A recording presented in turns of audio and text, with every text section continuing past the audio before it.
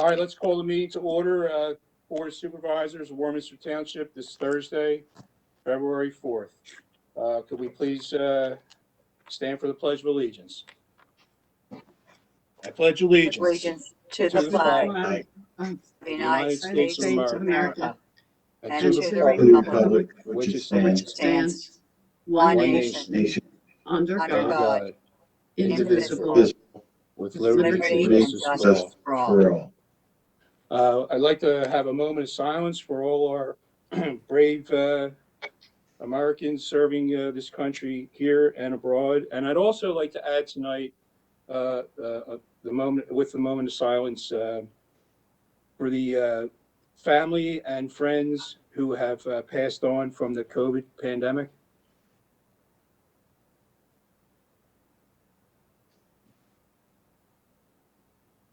Okay, thank you very much. All right, announcements. I have a couple. Bobby Loftus couldn't make it tonight, so she wanted to remind. She asked me to remind everyone that the tax bills will be mailed out on March 1st. And when you come to her office, it'll be the same as it's been for last year with the COVID protocols, and that she'll let you in one at a time. I'd also like to give a shout out, excuse me, to our Public Works employees. You know, I've been myself and I was in touch with Bill during the entire storm. They did a tremendous job working 3 days. Some of them didn't have much sleep at all, clearing our streets. And they also came over to the east side where our contractor did not do did a mediocre job at best. And they came over and they cleaned that up as well. So I want to give a shout out to them. Great job, fellas. And we really appreciate it. And that's all I have. Kathy, would you like to go next?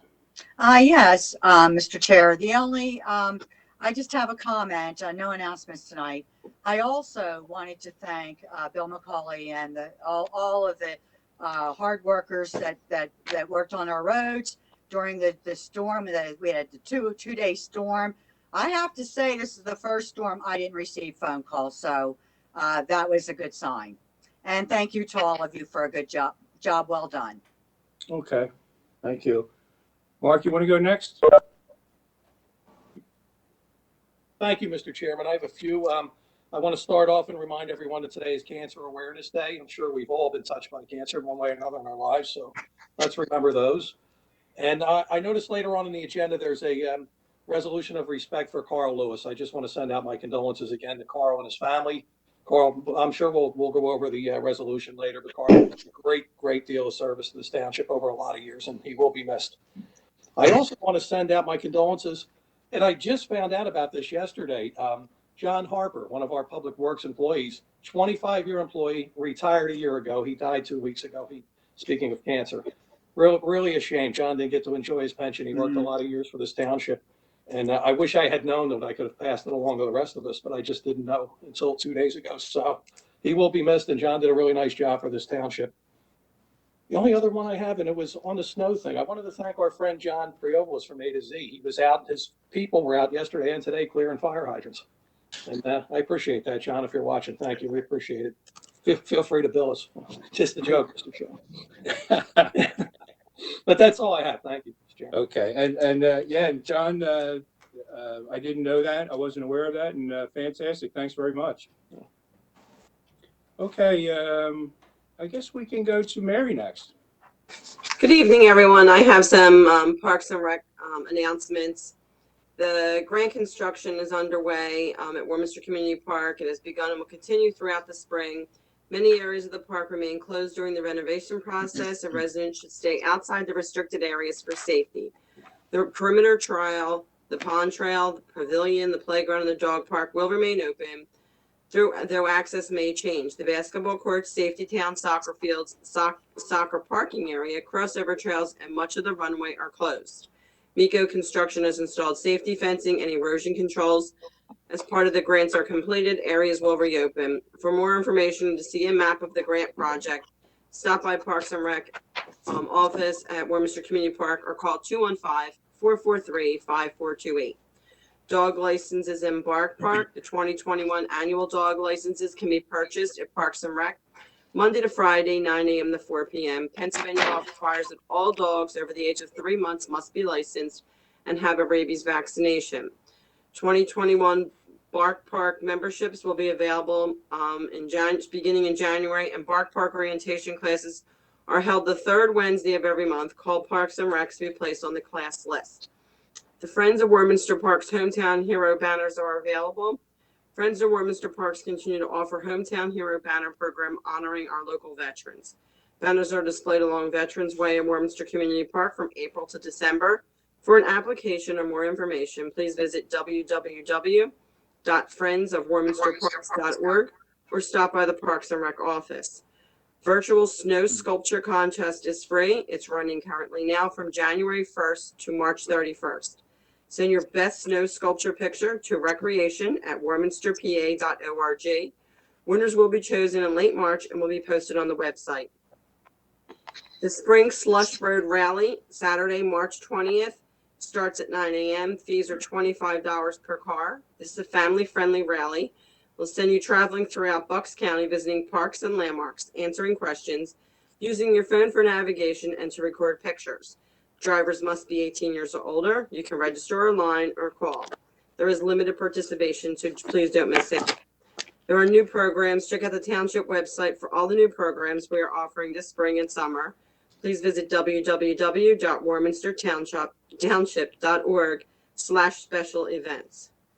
As a reminder, parks are open from sunrise to sunset, and after dusk, you must have a permit or risk being fined. That is all. Thank you, Mr. Chairman. Okay, thank you, Mary. And I understand things were going pretty well over at the park with the construction until, of course, now I'm sure because it was mostly site work, it's at a standstill now. So hopefully we get some nice weather and get that back up and moving. Let's see, Judy. I forgot Judy. No, it's me. I have no announcements. I have not heard from the Ben Wilson Center, so I can't tell you what the status is on their opening. They were supposed to open this week, but I think that may have been delayed because of the storm. Okay, thank you. Let's go to presentations. I believe we have the 2019 audit that's completed, and we have a presentation on that. Okay, do you want me to just go? Hopefully everyone has a copy of the audit in front of them. It's a long document, and I promise to hit the highlights on that only. So if you want to start on page 1 of the audit, it's actually if you're looking at a PDF, it's page 4, but it's the independent auditor's report, and it is a clean opinion. So that is, that's what we strive for here. So moving to page 3 of the report is the management discussion and analysis that was written by you. So I'm not going to cover that at all because that's your document there. So moving to page 14 of the audit. This is the statement of net position. As I think I explain every year, there are 2 sets of statements in the audit report. One is on a full accrual basis. One says on a full accrual basis. The other set is on a modified accrual basis. This is your full accrual basis statement. So this gives you a picture of the government in its entirety. The governmental activities are all the funds except for the golf course and the pension and escrow funds collapsed into one column, and then the business type activities column is the golf course.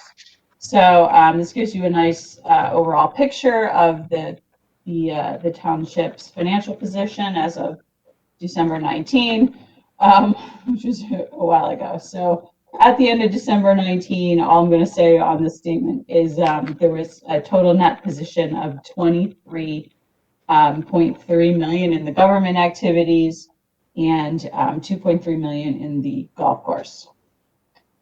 Moving to the next page, this is the statement of activities on a full accrual basis. This is presented where you have your functions down the side, the programs, and the expenses first, and then the expenses are net of the revenues.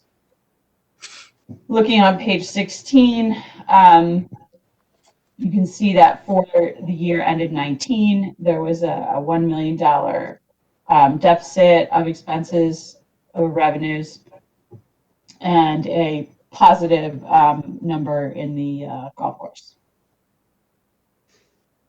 So I'm going to move through this fast. If anybody has a question, please feel free to interrupt. Page 17 starts the other set of statements. These are the fund financial statements. These are presented on a modified accrual basis, which gives you a short-term view of the township's financial position. You can see this is presented in fund columns. General fund is presented always, and then we do a calculation to determine which funds are, quote, major funds. And then the rest of the funds are collapsed into one column. You can see on page 18, this is non-major governmental funds. These are just your governmental funds again. This is everything except the golf course, the pension, and the escrow. Moving on to page 19. Page 19 gives you a little reconciliation between the two sets of statements. On the previous page, we saw that the government fund balances were 6.9 million, and the first set of statements showed a $23.3 million fund balance position or net asset position. So this statement just shows you how we got from here to there. It's your capital assets being added in, and then your long-term liabilities like the OPEB liability and the pension liability being subtracted out. Excuse me, Mr. Chairman. Julie, I hate to interrupt. Could we just back up? I think we want to look for some positive where we can. There's not a whole lot of positive as we overspent 1.1 million. That's the first to highlight. However, the net pension liabilities decreased by 5.366 million, and that's significant. That's a result of investment earnings, and we did even better in 2020. So that's going to be a positive.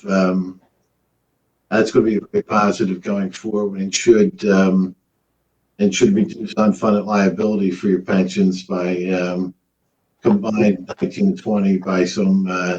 Over 10 million. So that'll help with the MMO in the long run. Sorry, Julie. No, that's no problem. Yeah. There's not a whole lot of good news. I want to jump up and down when we get to the good news, boys. That is good news.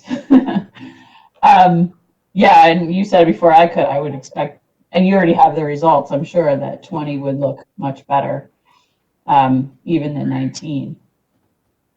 So looking at page 20, the statement of revenues and expenditures on the governmental funds basis, just looking at the general fund, I'm going to accentuate a little positive here. Your revenues increased from 18 to 19. Your expenditures decreased from 18 to 19. Not a lot, but it was still good. And that net change, which is negative for 19, was much less of a negative than it was in 18. Overall, in the total governmental funds, there was a negative 502 for 2019. 2018 was a negative 1.5 million. So there was substantial improvement there. Wasn't going to go through that in any further detail unless anybody has any questions. Okay, moving on to page 22. Again, we have another reconciliation statement between the two types of statements. The first line is the change in fund balances on the modified accrual basis, which was the negative 500, and then you can see the various additions and subtractions that got us to that 1.1. I lost my page on the full accrual statements. Anybody have questions on any of that? I went through that pretty fast. Okay. The next set of statements are more detailed statements on the golf course. Cutting to the chase on page 24. For 2019, the golf course was in the black, so that was great. The change in, or the profit, I'll say profit, but I'm not allowed to say profit, was $228,000 for the year. And page 25, we have a statement of cash flows for the golf course, and just wanted to point out the cash increased substantially year over year too, mostly due to the proceeds from the note, but still had a healthy cash position at the end of the year. Pages 26 and 27 are the statements of the pension funds and the escrow fund, the agency funds. I'm not going to go over those in too much detail. And at the end of the statement, I just wanted to point out, if you were interested in what made up those non-major fund balances, there is a breakout of all the funds, and then there's also a breakout of the 3 pension funds here. So you can take a look at that if you want more details. Beginning on page 28 is the notes to the financial statements, which are quite lengthy. Again, I'm just going to hit the highlights here. The first several pages are the summary of significant accounting policies, and they say basically the same stuff that they said last year. It kind of explains just what I explained, the differences between the 2 types of statements, and how capital assets are recognized on each one and debt is recognized. So I won't go through those. If you want to jump to page 38 of the report, this begins the more detailed notes on the different areas. Note 2 is the cash and investments note, gives you lots of detail on the breakout of the cash and investments. It has the required disclosures regarding the different types of risks involved in your investments. Again, unless you have specific questions, I'm going to go to page 45. Actually, let me just say on page 43, you have a nice detailed breakout of the capital asset. What is made up, what capital assets are made up by type of asset. And then on page 44, we have the beginning of the long-term liabilities notes, and you can see all the general obligation note and other long-term liability detail is laid out there. And then on the bottom of page 45, we have a paragraph on the new note that you took out in 2019 for the golf course. Jumping to page 48, this is where the pension note begins, which is very, very long and goes for another 7 pages. Anything you want to know about the pension funds is there, because we're required to disclose it all. Moving to page 56. There's some detail on or some explanation on the deferred comp plan, any commitments and contingencies that the township has. We note that you have the contract for solid waste collection, and that you have an agreement with the Navy to purchase the Shenandoah property. Then note 13 starts the post-employment benefit note. It's similar to the pension note in that there's a lot of required disclosures about that plan. Everything and anything you want to know about it. And then let's move to page 60. We're almost there. We're almost done. Where we note that there is an accounting pronouncement issued that was not yet effective for this audit. It did get pushed because of COVID to this year, so that'll happen in 2020 or last year. I got my years mixed up. And then the subsequent event note, where we do note what happened with COVID. It's every one of our clients has got some sort of COVID note, just, saying that the effect on your operations is uncertain because it's ongoing. The storm sewer system sale, and then the tax anticipation note that took out at the beginning of the year. The next several pages are required supplementary information regarding the pension plans and the OPEB plan. Again, lots and lots of detail, and you get some history there. It goes back, it's not quite 10 years yet, but at some point, once we have all the data, you'll have 10 years of history there. So that's interesting to look at the trends and how its performance is doing. And then on page 69, we have a budget to actual comparison for the general fund. The general fund actually exceeded its budgeted change in fund balance. So you budgeted a negative 2.3 million, and you came in at a negative 1 million. So that's a positive as well. There's a couple more budget to actual statements, and then those detailed statements on the non-major funds and the pension funds at the end. So that's a very quick review of 81 pages of financial statement. Does anybody have any questions? Yeah, I have one question. Can you tell me where, I know we spent some money for construction in the Five Ponds irrigation system. I think it was like around $630,000 or so in 2019. So that would be reflected on the, let me get there, on the golf course's balance sheet on page 23. So that's going to be reflected in the net capital asset line. I can't see if we can see it on the additions line in the notes.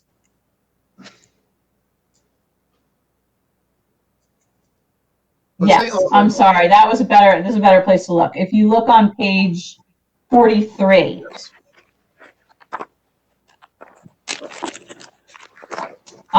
near the bottom, you'll see there's a line construction in progress of 636,000.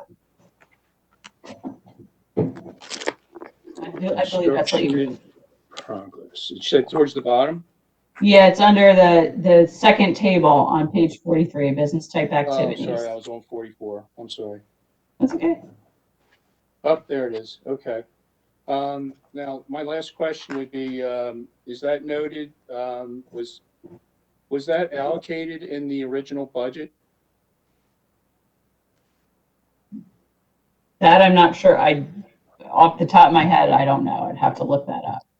Okay, so you're not sure if that's noted then, right? Yeah, yeah. I'm sorry.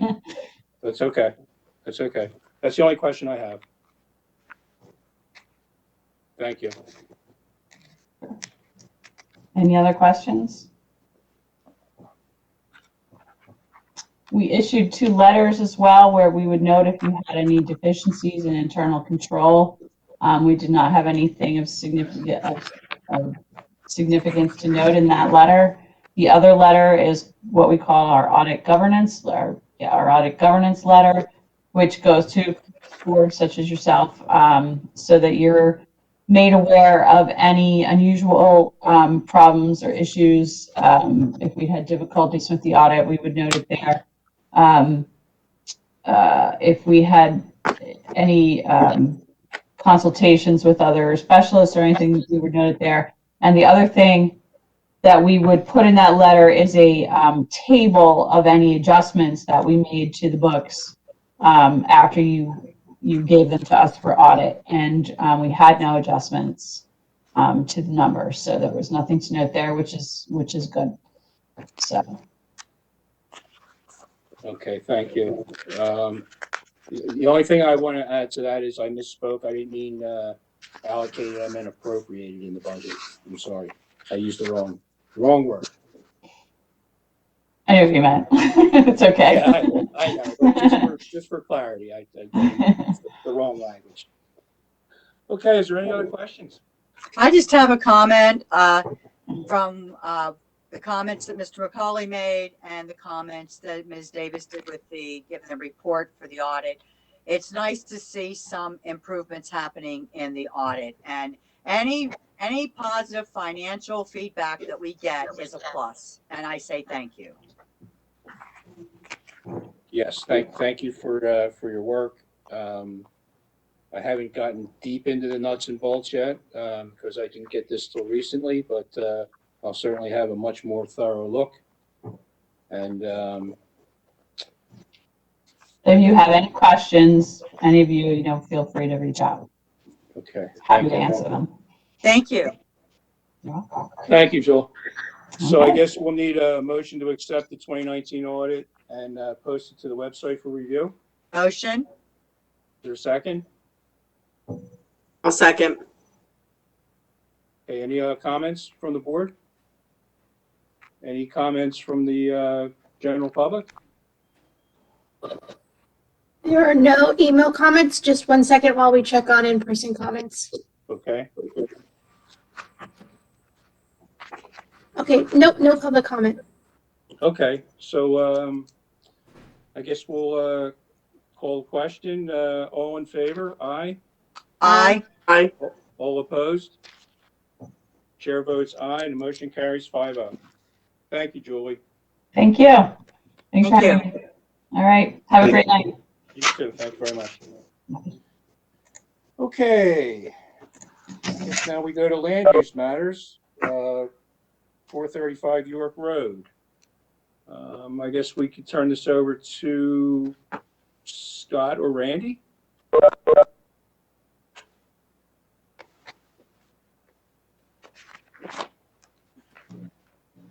You want to do it, Scott? Go ahead. Yeah, I got it. That's fine. Yep. All right. The next item. My computer just froze there for a second. The next item on the board's agenda is conditional use application number 2021-01. It is for 435 York Road. The conditional use applicant has submitted an application for a medical marijuana dispensary on the site. It is a standalone building. We're not proposing any additions or changes to the building at this time. So at this time, we will start the hearing, and I will turn it over to their attorney, Ms. Jen Wonder. Good evening, everyone. Jen Wonder on behalf of the applicant, GTI Pennsylvania LLC. They're the proposed licensee and operator of the subject property. As I said earlier, with me tonight from the applicant is Tim Hawkins and Adam Robbins. And also on the line is Florence Abrenica with Greenberg Faro, who is our project engineer. As Scott said, the subject property is located at 435 York Road. It's in the C1 commercial zoning district. The current use is commercial personal services, though the building is currently vacant. It used to be a beauty school before it became vacant. And the proposed use is a medical marijuana facility, a dispensary, which we're seeking conditional use approval to allow it in the C1 zoning district under section 27-1200-1C. I have a couple exhibits that I'm going to be referencing tonight. I'm going to try and share my screen if that will work, Sky.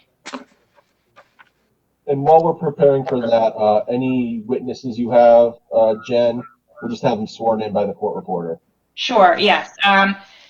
Timothy Hawkins is going to be our only witness tonight, and pending other questions from the board. All right, who's our court reporter tonight, Sky? Bill Campbell, he is on. Yeah, hi, Bill. Are you able to swear in the witness?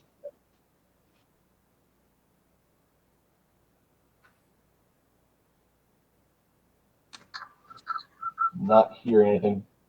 I can see that he's on. Looks like he's not muted.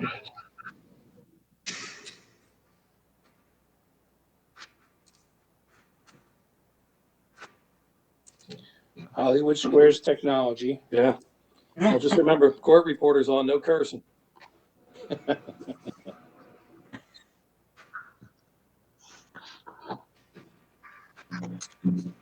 I'll take Mary Owens to block.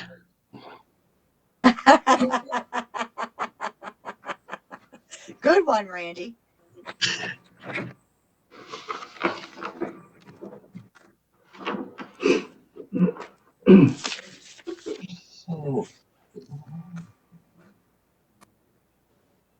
Mr. Campbell, are you there? Mr. Campbell? This picture's not there. Right. Just sent him a message and sent him an email as well. It looks like he's on there twice. Right. Yeah. He cloned himself. He's mutated. Yeah. Don't go there. Oh my God. Randy, what did you put in that Italian wedding soup you were eating?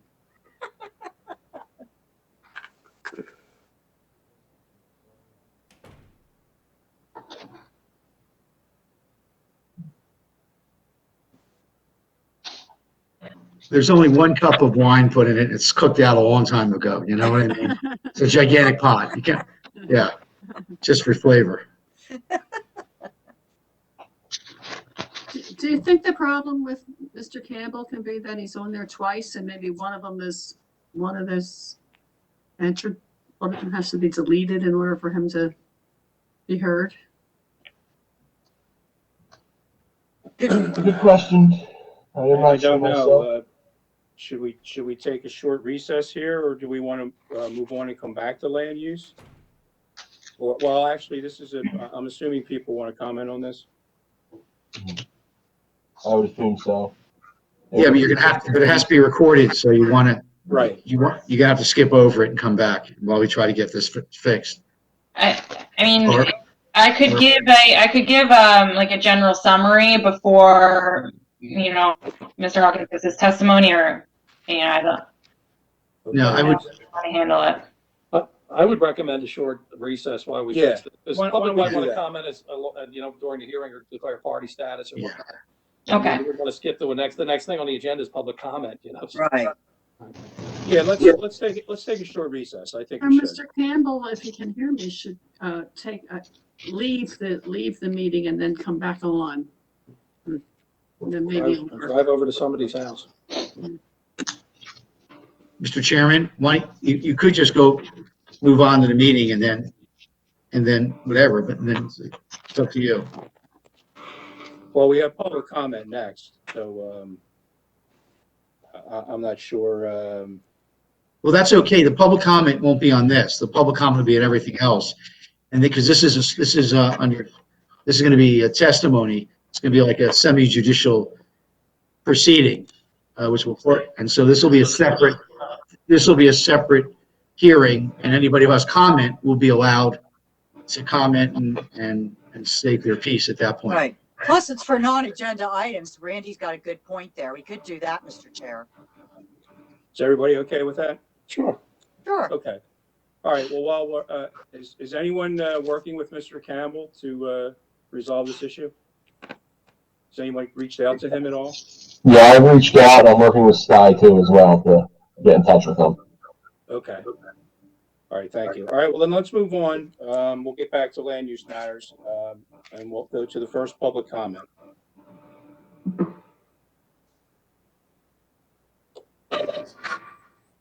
We do have one in-person public commenter. Just a moment while we bring them inside.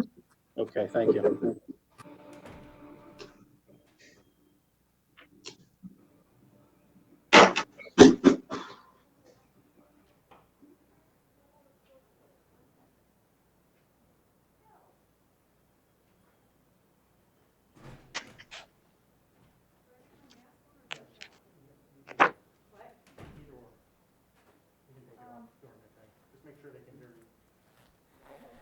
I'll take it off.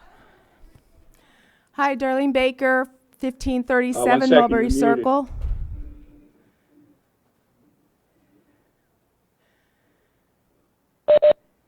There we go. Okay, Darlene Baker, 1537 Mulberry Circle. The first thing I wanted to say is thanks to the Public Works Department. They get a gold star. They did an awesome job during the during the weekend and cleaning up our streets. They get a gold star for that. Nice job. Next comment. In Warminster, we have a lot of boards and advisory committees with lots of volunteers who devote a lot of time and energy for doing what's best for Warminster. The more volunteers, the better. As my mother-in-law always said, many hands make light work. So last month, there were a lot of new appointments and reappointments to the boards and advisory committees. To my dismay, there were people not reappointed to boards because of their party affiliation. That is very disheartening to me. As our leaders, it is your responsibility to put Warminster before your party and to do the right thing and keep people involved. We need volunteers to step up for Warminster. You shouldn't disenfranchise people who actively volunteer. I just don't get it. It doesn't benefit Warminster. It's so disappointing. If I can't trust your judgment on something that should be simple and a no-brainer, how can I trust your judgment on the big decisions that you must make for Warminster? I'm a lifelong Republican who changed my party affiliation to Democrat on 1/7 to send a message to the Republican Party that I was not liking that they put their party before what's right for the country. Even though I changed my party, I won't vote for anyone who puts their party before the good of Warminster. Right now, I'm disgusted by most politicians. Maybe I'll start a new party named Do the Right Thing. Please do what's best for Warminster above party lines. I expect that you will do the right thing in the future. I and other voters are watching and will vote for people who do the right thing.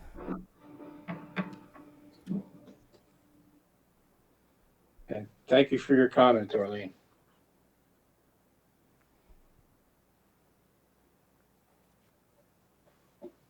Anyone have anything to add?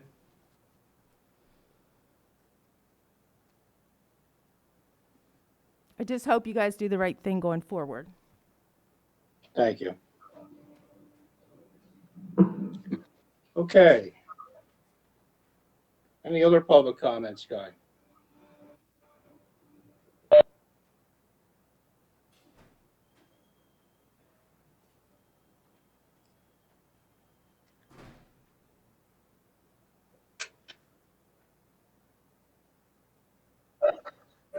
There's no further public comment. Okay. All right. Do we have any progress here with Mr. Campbell? I believe so. I believe Sky has got him on the phone. Sky, is he ready and available?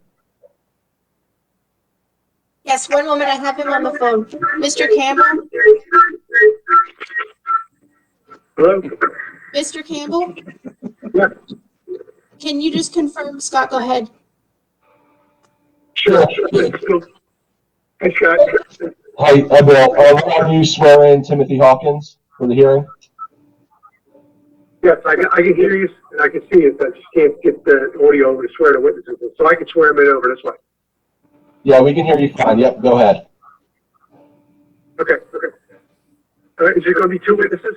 I'll swear them in both at the same time?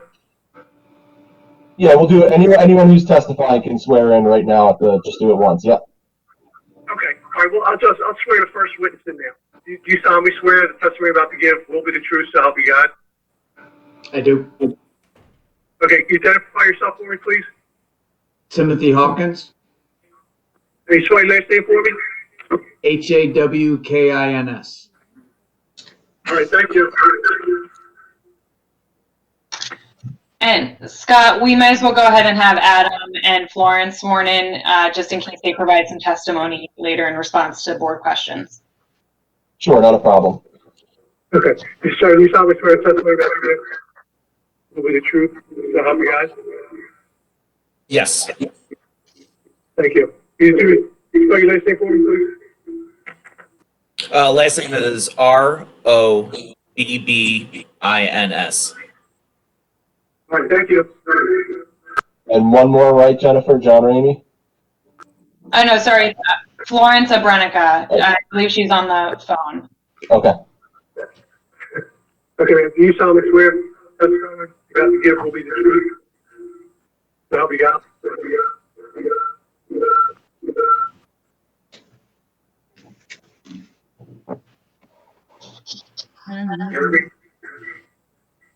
Ma'am, do you solemnly swear the testimony you're about to give will be the truth? So help you God. I do. Sorry that I didn't unmute myself. Sorry. Okay, thank you.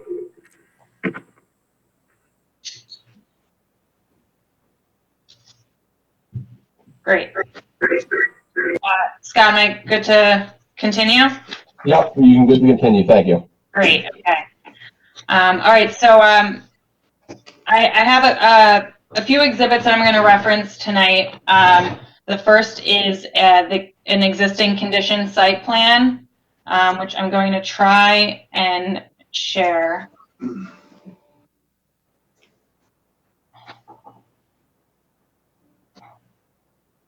Okay. Is that being shared? Yes. Okay, great. And I'd like to mark this as Exhibit A1. It's included in the conditional use application as well. And then the next exhibit is what I'm going to refer to as Exhibit A2, and that is a floor plan, a proposed floor plan for the property, which also was included in the conditional use application. Tim, can you again state your full name for the record and the company that you work for? Yes, Timothy Hawkins, Hawkins, and I work for Green Thumb Industries. And what position do you currently hold there? Vice President of Retail Operations. And what are your responsibilities as Vice President of Retail Operations? Currently, I have 52 dispensaries across the country, from Nevada to up to Massachusetts down to Florida, that all report into me, about 1,500 employees. Great. And are you familiar with the property that's the subject of the application? Yes. Can you please describe the property and the surrounding area? And you can refer to the site plan as well in your description. Yes, it's a 1.13 acre property, existing building, currently empty, was previously a beauty school, and the property is located in a commercial district on a busy commercial road surrounded by other commercial properties.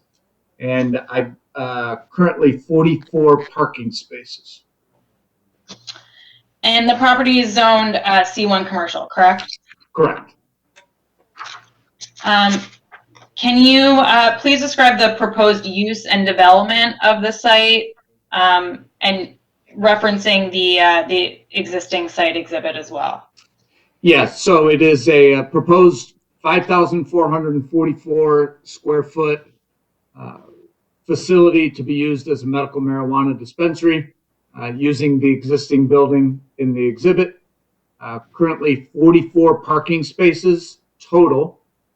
18 of those spaces are in front of the building, facing York Road, and 26 spaces in the rear of the building. And 5 of those spaces in the rear of the building, marked in red here, will be taken away so that we can use that yellow space, which is our sally port or our indoor garage. Great, and I'm going to now move to the floor plan, which I've marked as Exhibit 8.2. Can you please describe the proposed interior development of the building? Yeah, I'll start in the bottom left-hand corner, the two doors that swing egress there. That's marked vestibule is what that says. Inside the vestibule is the reception area with appears to be six chairs there. To the right is where we then get into the dispensing area and the dispensary. And then back and back where it's marked fulfillment, and then behind fulfillment is back of house operations, the vault, the Sally Port, employee restrooms, employee break room, and such. Great. And can you please describe the typical daily operations of the proposed use, including hours of operation, number of employees, et cetera? Yeah, hours of operation will be Monday through Saturday, 9 a.m. till 8 p.m., Sunday, 10 a.m. till 5 p.m. It's 73 hours total per week. We'll have a total of 20 employees employed, obviously not all working at the same time. Those employees consist of security, management, dispensary employees, and medical professional who will be on staff at all times. Approximately 20 employees total. We'll see, we believe in this dispensary, an average would be around 200 patients per day during those hours from 9 to 8 during the Monday through Saturday. Busiest time of the week is typically Friday, paydays, but we are able to control the traffic flow because we do online reservations of product.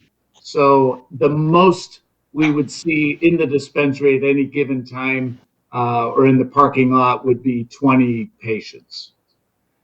And there is also a pharmacist on staff at all times for patients to consult with.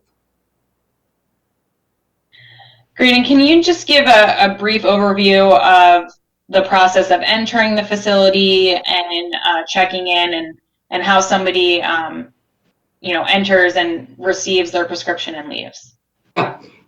First, you have to be a patient of the medical marijuana program in Pennsylvania to even enter our facility. If you're not a patient, you can't get through that front door. At the front door, we have a doorbell buzzer with a small camera that our receptionist looks through, asks you to put your patient card up to the camera. When you do that, you're allowed, we buzz them in. The doors are locked. So we buzz them into what we call that vestibule. And we only allow one person in that vestibule at a time. So if there's someone waiting in line, they have to wait for that person to be buzzed into the next room. In that vestibule, you represent your card along with another form of ID to prove that it's you. And then we buzz you into the waiting room, the next level. At that point, we can then allow someone else, we'll allow someone else into the vestibule. As a patient comes in, one of the first questions we ask is, would you like to have a consultation with our pharmacist today? In Pennsylvania, in order to be open, you have to have a medical professional.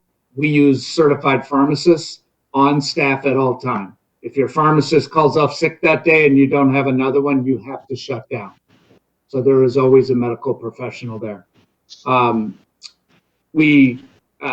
As I mentioned, we take online reservations for product. So you can go to our menu online and patients can reserve product the night before or that morning or the day of.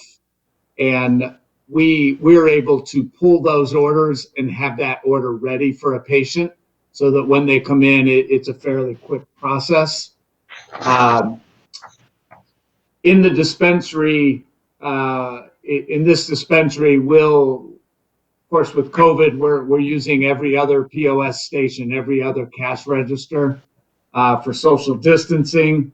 We have glass sneeze guards up in front of our POS stations, and it is always a one-to-one in our dispensary. So you will be in the waiting room, socially distanced, and when there is the next available patient care specialist, we call it, the retail folks, when there is one available, we then buzz you into that door and allow you into the dispensary.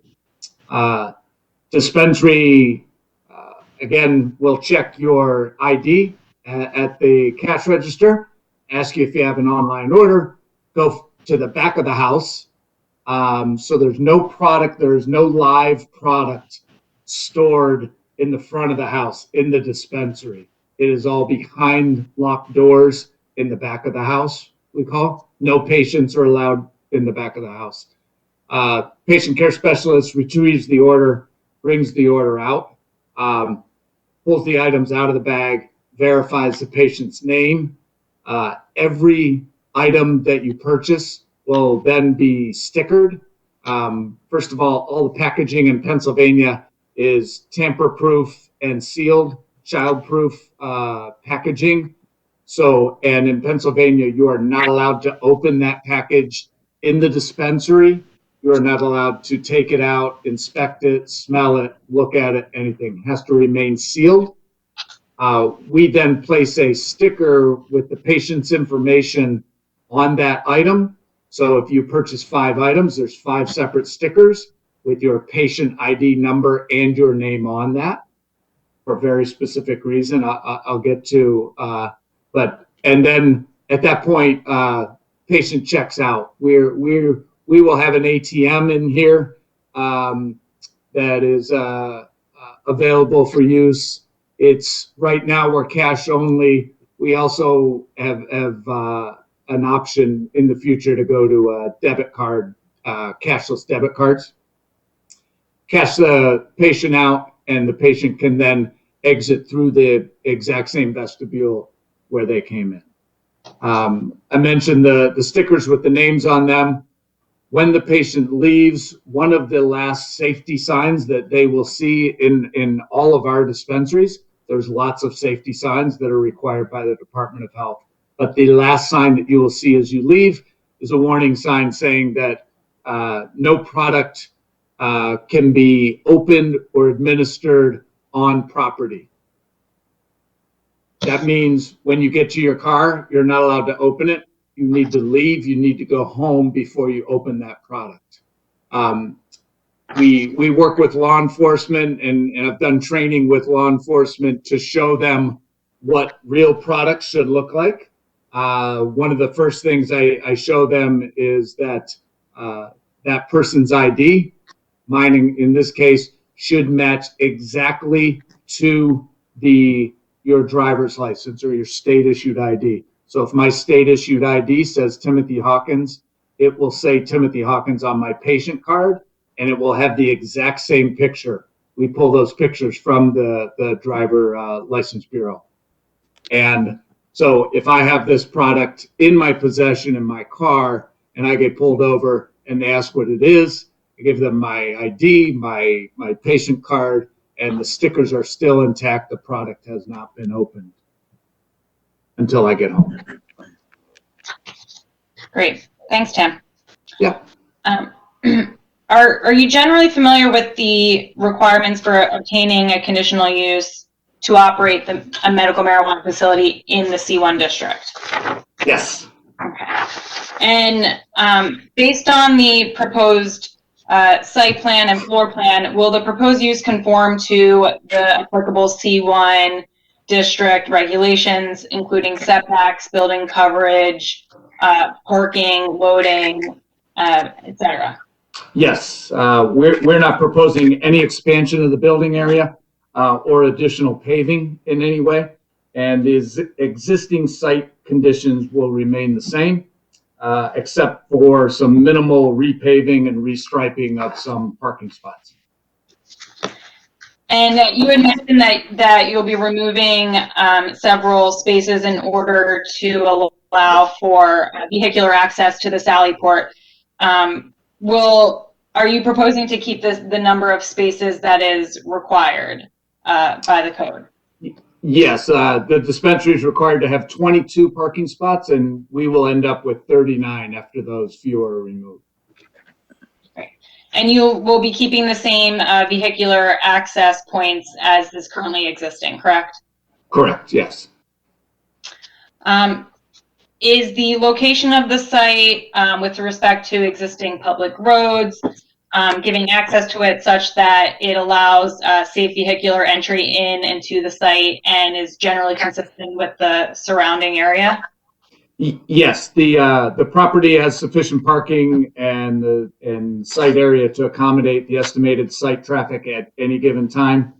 And current operations allow for, as I mentioned, appointment scheduling, so we can control the number of hours per visit, or per hour, I'm sorry.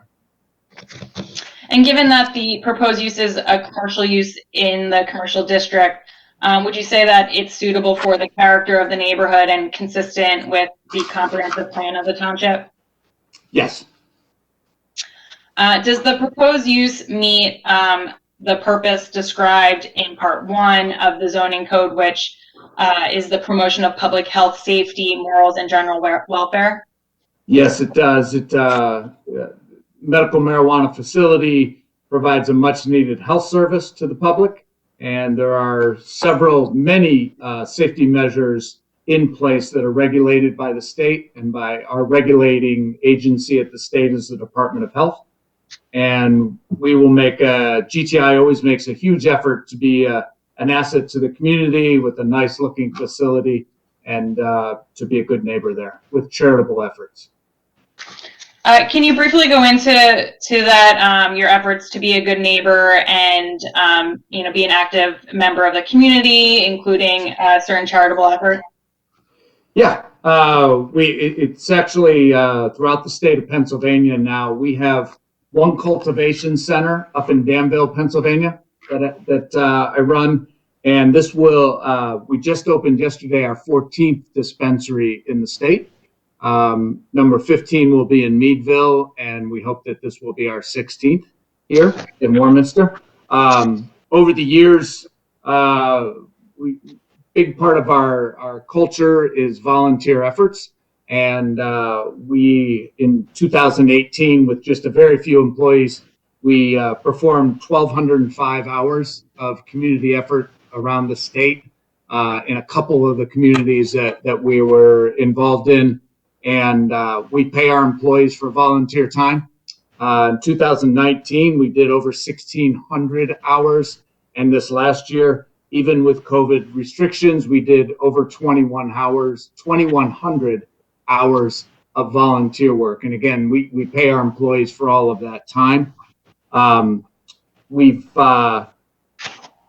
volunteered, and this last year during the pandemic, when we couldn't volunteer quite as much, I was able to donate $5,000 to 6 different food banks around the state of Pennsylvania. So I was able to take a nice tour, COVID safety tour around the state, and deliver those 6 checks to various food banks around the state. Lots of, yesterday, for example, we opened our dispensary in Erie, Pennsylvania, and we always donate the first day profits to a local charitable nonprofit organization. So yesterday we were able to, we partner in Erie with a group called Community Shelter Services. They're a homeless shelter, and we will donate our first day proceeds there. In the past, other dispensaries we've donated to local food banks, local SPCA shelter, and some others. Great. And speaking of other sites, can you briefly describe the licensing for this site and whether registration with the Department of Health has been sought and is pending approval? I can. We are. This license that we have here in Pennsylvania, we have 5 different dispensary licenses. Each license allows us to operate 3 dispensaries within a region, a geographic region. This license, our first operational dispensary on this license is in King of Prussia, Rise, King of Prussia. We have 2 others on this license that will be utilized in this corner of the state. And will GTI at all times maintain a valid, accurate, and up-to-date registration and license with the Department of Health? Yes, And will the dispensary be operated in compliance with the Department of Health regulations? absolutely. We receive inspections all the time from them, so not a choice. And this dispensary location is it located beyond 1,000 feet from any school, daycare center, public park, and community center? Yes, it is. And is it located beyond 2,500 feet from any other dispensary or grower processor? Yes, it is. And will the dispensary be operated entirely within an indoor enclosed and secure facility?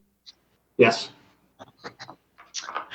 And there won't be any medical marijuana grower or processor on the site. This will just be a dispensary, correct? That's correct, yes. Now, with the application, you had submitted a disposal plan as well as a security plan. Will you work with the township police department and township staff to implement those plans here at this dispensary location?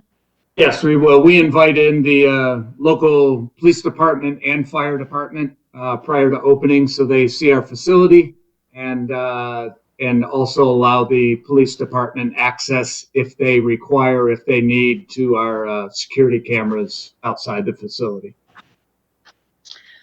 And for the security plan, can you just briefly describe the security measures that will be implemented here and that are implemented at your other sites? Yeah, so we this facility will have, given the dispensary size, anywhere from 40 to 60 cameras in and around it. There is no blind spot, as they call them, within the facility. So anywhere that you are within these walls, you are on a camera, with the exception of the public restroom and the employee restrooms. During the inspection, the Department of Health will walk us through and watch our cameras, and we walk through the facility and they'll ask us to stop in certain places. So any blind corners, any curves, we must be on camera at all time. We have a security guard on staff at all time during our operations. They're actually the first ones in to unlock the facility and the last ones to walk employees out at night. We hire ex-law enforcement. They are not armed. They do not carry any weapon, any mace, any nightstick, anything. They're there typically, I'll call it, for lobby control, escorting patients in and out of the facility. Also there to help with wheelchair access or anything else along those lines. And can you briefly describe the operation of the Sally Port and how product is delivered to the site, as well as cash pickup? Yeah, so inside the security room where the cameras can be monitored, if the security guard is in the security room, monitors cameras. We know of when product deliveries or a cash pickup are coming. We're given a 15-minute window, and they have to adhere to that 15-minute window, or we refuse shipment or pickup. So when they're coming, typically a security guard will be in the security room watching for that van. Everybody must use an unmarked van. You can't have any logos or anything on the outside of your vans. Security guard will get a phone call from a vendor who's making a delivery when they arrive. We'll watch them on the camera from inside the facility. When we see that everything is safe, we remotely from the security room open the garage door. They'll back into the Sally Port, and then we put the garage door down. The drivers are not allowed to exit the vehicle until that garage door is all the way down and has touched the ground. Then we open up the doors to the back to the receiving room, and we allow the drivers in. They'll bring product in to the small room directly to the right of the Sally Port there. We call that our receiving room. We bring in the product, we check the product, we count the product, and then we release the driver in the same manner. Meaning the security guard goes back to the security room, looks at the cameras outside, we'll open the garage door remotely and let that van out and then close the door. For cash pickups, exact same process as far as letting the van or the car into the Sally Port, and then inside our vault, which is that room in the center of the building. The vault is where we put all product and all cash. All cash is in, besides being inside that room, it's also in a safe that's bolted to the floor. The vault itself is constructed of steel mesh. There's steel mesh in the walls and in the ceiling. And then we use high impact drywall surrounding the ceiling and the walls. And that vault has dual access. Every door in this facility, I didn't mention, has employee badge access. So we know and we can track exactly where any employee is at any given time. And that vault and the security closet both have badge access and code access. So you have to have both in order to get into those rooms. And will all, other than product that is going to be distributed to the patient that day, will all medical marijuana products, byproducts, and any waste associated with that be stored in that interior secure vault? Yes. Okay. That's all the questions that I had for Mr. Hawkins. I'd like to open it up to the board for any questions for him.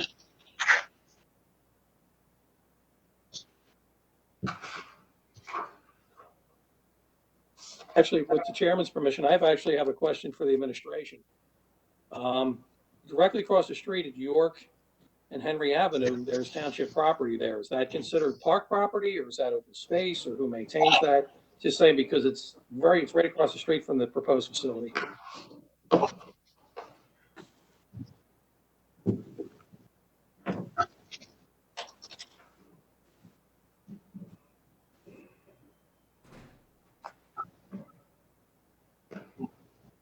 What was the address again, Mark? Avenue, there's a Welcome to Warminster sign there. It's across from the Rita's Water Ice.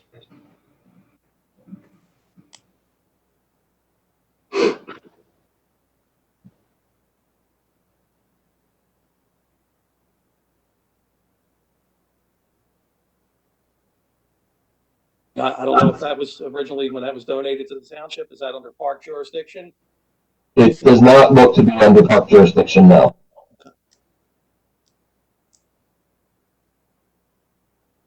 It looks like it's just regular township property.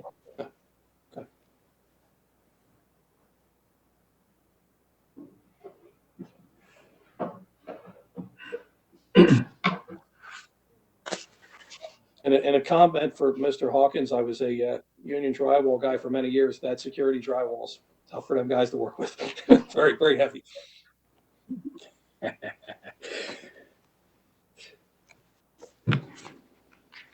Hello, I have some questions. So you said there would be 40 to 60 cameras with no blind spots. Would that all be interiorly, or will there be cameras outside also?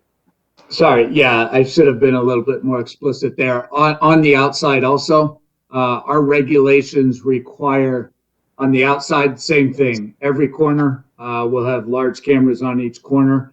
That the requirement is that we're able to see a 15-foot perimeter around the building. Ours actually go further than that. High definition, very good cameras.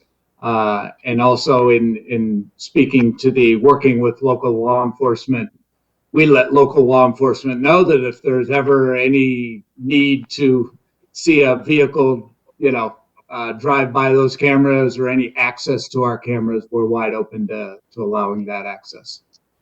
And we store video for, by regulation, we have to store video for up to 2 years. Okay. Now, how many customers at a time would be in the location? Again, we can limit that. The way we limit that is when you go online to place an order with us, we only allow 20 per hour to book a slot. So 9 a.m. to 10 a.m. Once that 20th slot is closed, you don't have that option anymore. So you have to book the next hour. Doesn't mean we wouldn't allow someone in the lobby. Of course, if they come before their time, we try and help patients. But that is how we control the traffic flow. Okay. Now you said that again it's an all cash operation, and that you would have cash pickups. Would that be an armored vehicle that would be picking that up? It is not an armored vehicle like a Brinks truck. It is a cash pickup service. It is it's not armored in any way though. No. Okay, but are the individuals that are doing the pickup, are they armed? Yes. Okay. Thank you.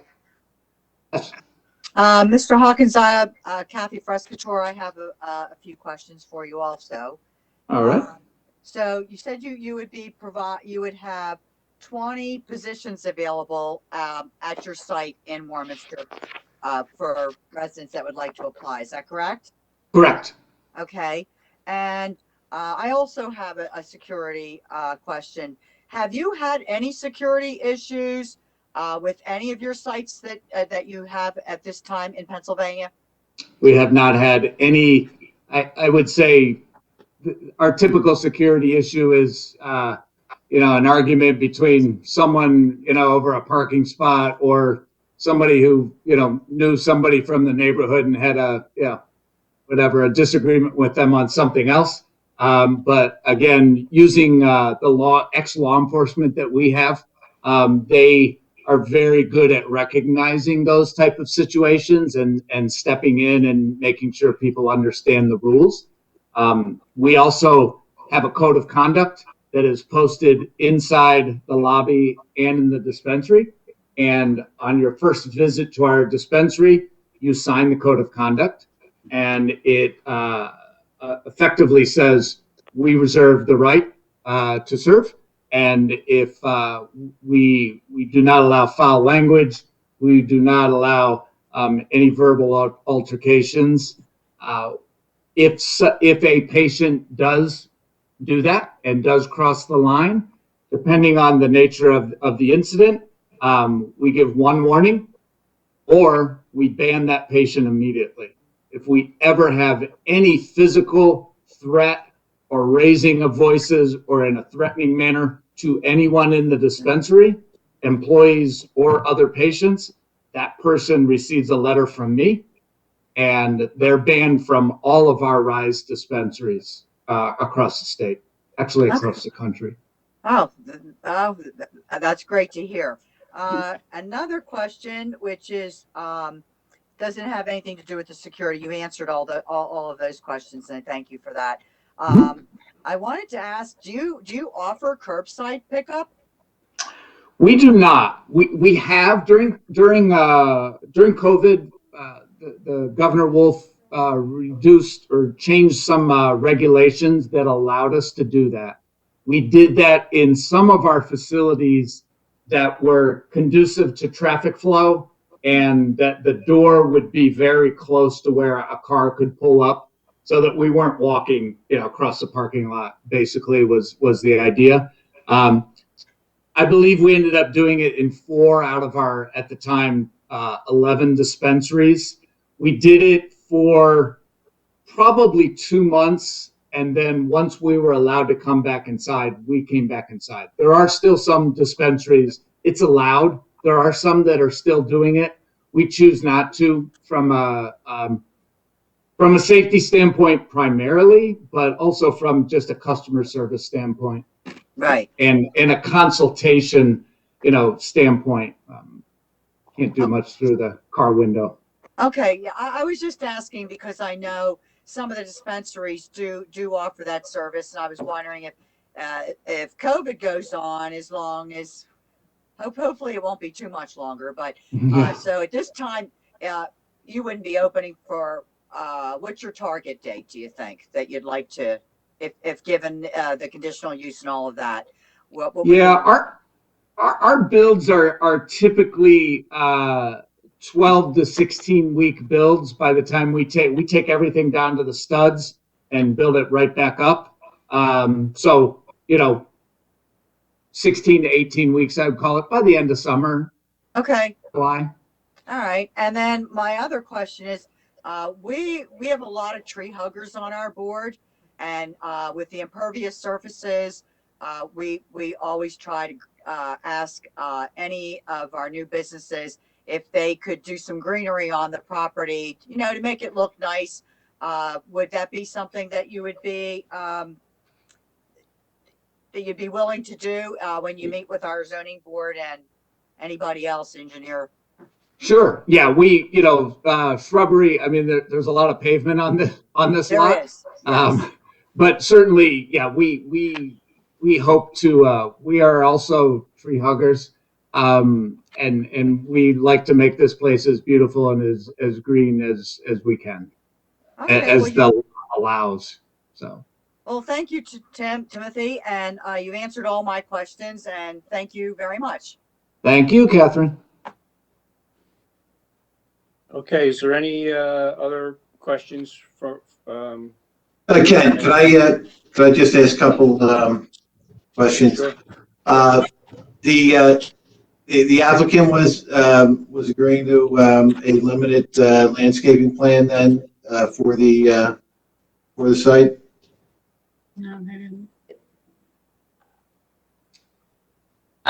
If I may, we have not submitted a specific landscaping plan. We're not proposing any formal landscaping at this time. But as part of the build out, they will be, we will be putting in some landscaping on the site depending on how the building goes. But there is not a formal landscaping plan that's been submitted. Now, I see some trees along Evergreen Avenue. What is there a visual buffer there between your property and the existing residential across the street?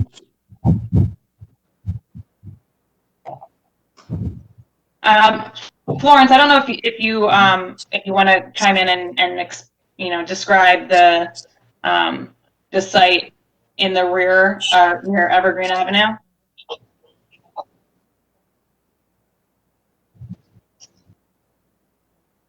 Yes, along Evergreen Avenue. Currently, there is a swale, a drainage type ditch that runs along that eastern property boundary, and it discharges to a culvert that runs underneath Lemon Street. And in between the existing pavement line and the boundary line, it is currently lawn areas, and we could add shrubbery or vegetation in that area so long as we are mindful of the drainage ditch in that along that boundary line. Is that something? I would think that would be important to get as much as a buffer as possible on Evergreen between your operation and the existing residential. Is that something the board would be interested in achieving? I think the residents would really appreciate it, and I'm all for it, Bill. Yeah, I would agree with that. Also, Mr. Hawkins, you're gonna, you alluded to it earlier. You're going to provide access to the Warminster Police Department for your cameras? Yes, we would. Okay, and also you're gonna meet with them and go through your protocol with the Sally Port and the deliveries. Correct. Correct. We bring in fire and police prior to opening, so that they can, certainly fire so they can, and police both, so they know the layout of the building, in case of an emergency, that type of thing. Okay. Very good. Thank you. Thank you. Mr. Chair, I have a couple of follow-up questions myself real quick, if that's okay. Certainly, go ahead. Mr. Hawkins, could you state the hours of operation again? It will be Monday through Saturday, 9 a.m. to 8 p.m. Sunday, 10 a.m. to 5 p.m. And what is the latest with regards to closing that someone can get an appointment again? All the way up till 8 p.m. till Okay. closing. Yeah. All right, thank you. That's all the questions I had, Mr. Chair. One quick question, Timothy, when you close at 8 p.m., what time do the employees generally leave the building? Yeah, we typically, probably 3 or 4, I'll say by closing, we have probably 6 or 7 remaining, right up till closing. We'll keep a management, a security, and 2 others on site to do cash counting, closing out drawers, locking up, cleaning. So they're typically, I would say the latest they are out of there is 1 hour after closing. Okay. Okay, thank you. Any other questions from the board?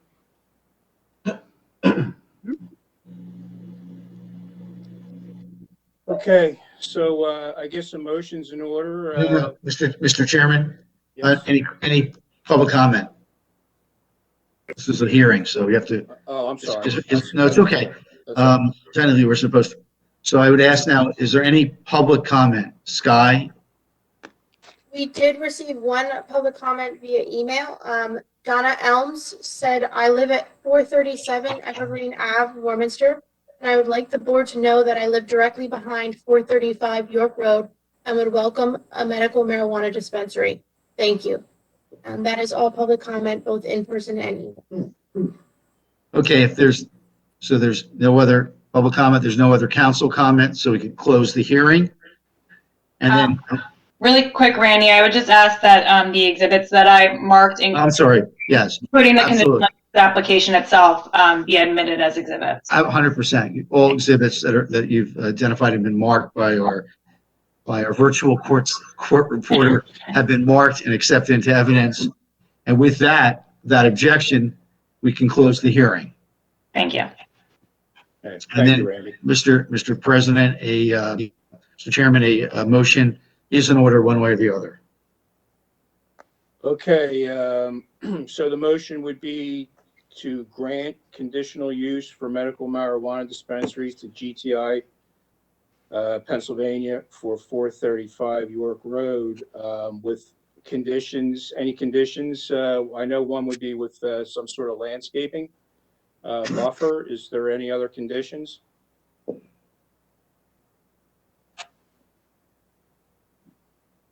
I believe that was the only condition, Mr. Chair. So the landscaping is the only condition. Okay. Well, So- we're gonna want to, Subject to our engineer reviewing. yeah, we're gonna want to take a look at the planning, the proposed. Subject to approval by the township, the engineer in the township. Sure. Yes. Okay. Okay, I'll move. I move. Well, did you make that motion, I Mr. made- Chairman? Who made the motion? Judy is making the motion. That motion. Randy, just one quick clarification about the landscaping condition. When you say the township and township staff, you mean approval by the staff or the engineer, not like the board of supervisors? For No. I said by the staff and the engineer. No. In-house. Great. Thank you. In-house. Thank It's not going to come back in Just to front of this clarify. board. It's not going to come back in front of this board. Okay, so I believe Judy made the motion to Yeah, grant I'm- conditional use. Yes, I did. I made the motion. I was at the planning commission meeting when I saw the presentation. I'm very impressed with how professional this job this is. It's a very professional job. Okay. Is there a second? I'll second. Okay, Mary. Any other comments from the board? You doing a roll call, Mr. Chairman? Sure, yeah, we can do a roll call. I'll reserve my comments for my vote. Okay, I have one comment. I went through this thing pretty detailed. And you know, I see there's a lot of stuff in here. There's a ton of security.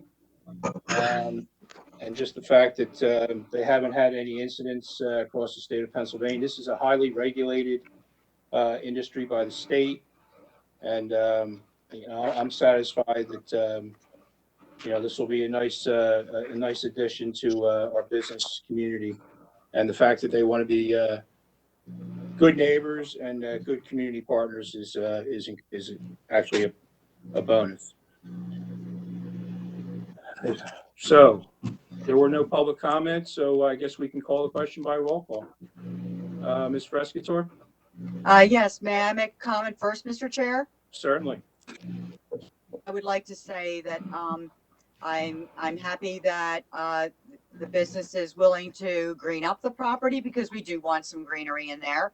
I am happy with, I did go over everything in the packet also, and I feel very, I feel that our residents, we should feel very secure because of all of the security measures that they have taken, and they work in tandem with the police and the fire department, which I'm very happy about. Also, not to mention the tax dollars that we've brought in and the jobs that they will be providing to residents who are looking for employment. So on that note, I would say aye, Mr. Chair. Okay, Mr. McKee? Thank you, Mr. Chairman. I don't question the legality of this or the professionalism of Mr. Hawkins and his group. I'm just really uneasy about the location being adjacent to a residential neighborhood. If it were in the industrial park, I'd be all on board with a yes. And this is the first time I've ever voted against a business coming to Warminster in 9 years. And I've been anguishing over this. I'm just uneasy with it being adjacent to a residential neighborhood. And I have to vote no, Mr. Chairman, regretfully. Okay. Thank you. Mary?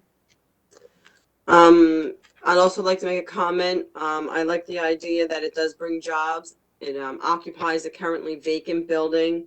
Seems like a very safe and controlled environment. And it's something that it's a current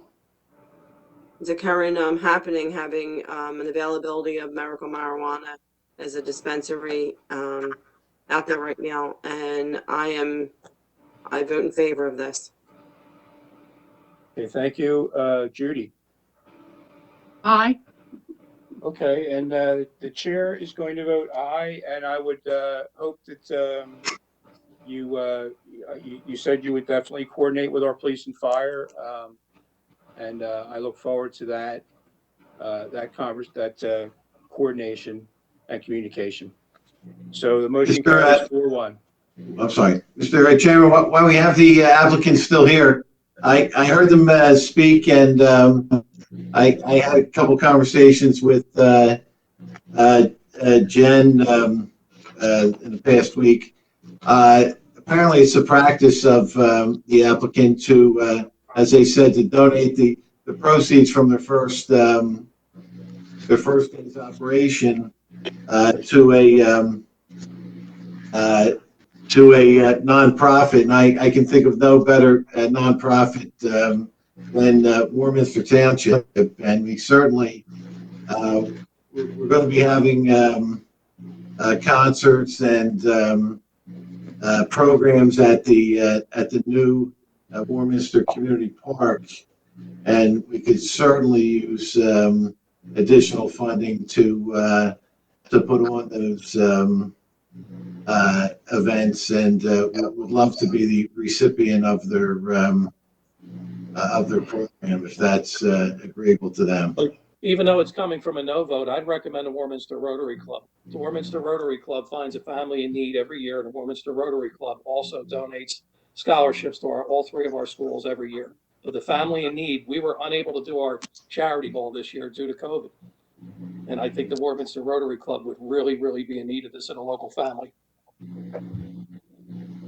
Yeah, we'll certainly work with the township to figure out a good place for the donation. GTI is committed to doing it. They've done it for their other sites, so we're happy to work with the township on that. Great. Thank you. Congratulations. Thank you, Jennifer. We appreciate that. Welcome. I want to Thank say you. welcome to Warminster also. And the And Warminster. I'm very impressed with all of the community volunteering that you do.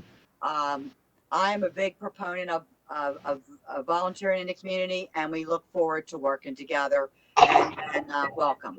Thank you. Thank you. Thank you for your time. Thank you. You're welcome. Thank you all. Thank you for Good luck. abiding with us with our minor technical difficulties. And Bill, thank you as well. I hope you can still hear us, but I know you can't respond, so thank you for your time and coming to our hearing tonight. Okay, so we can move on. Next is the consent agenda. Okay.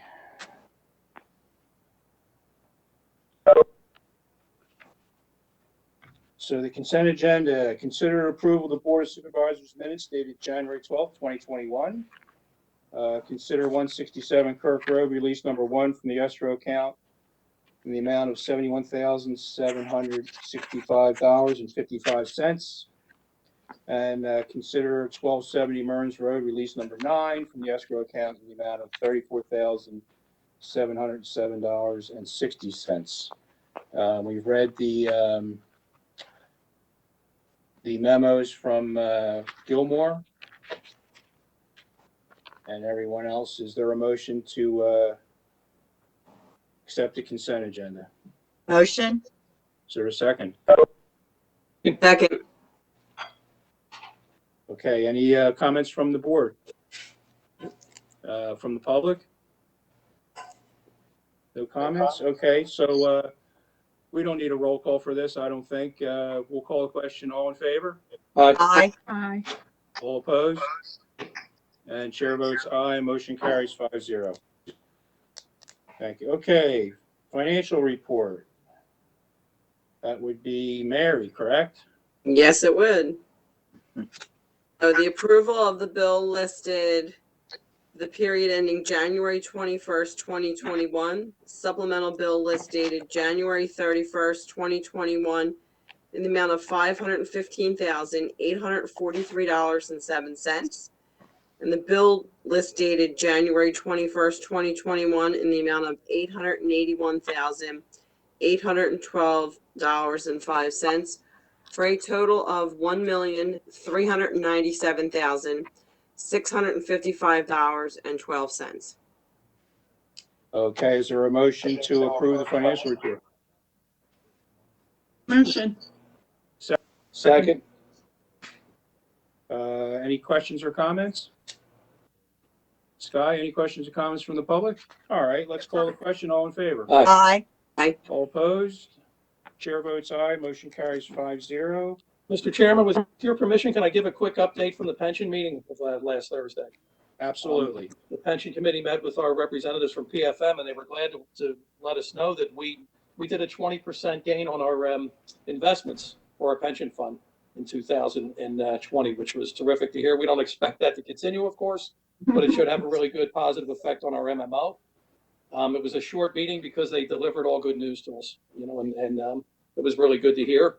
And as I noted earlier, Mr. Chairman, you were also elected chairman of that board in abstention. I wish you well. But it was a good meeting, and the pension fund had a terrific year. It's good to report. Yeah, So I'm we'll sorry. see you at the next meeting, Mr. Chairman.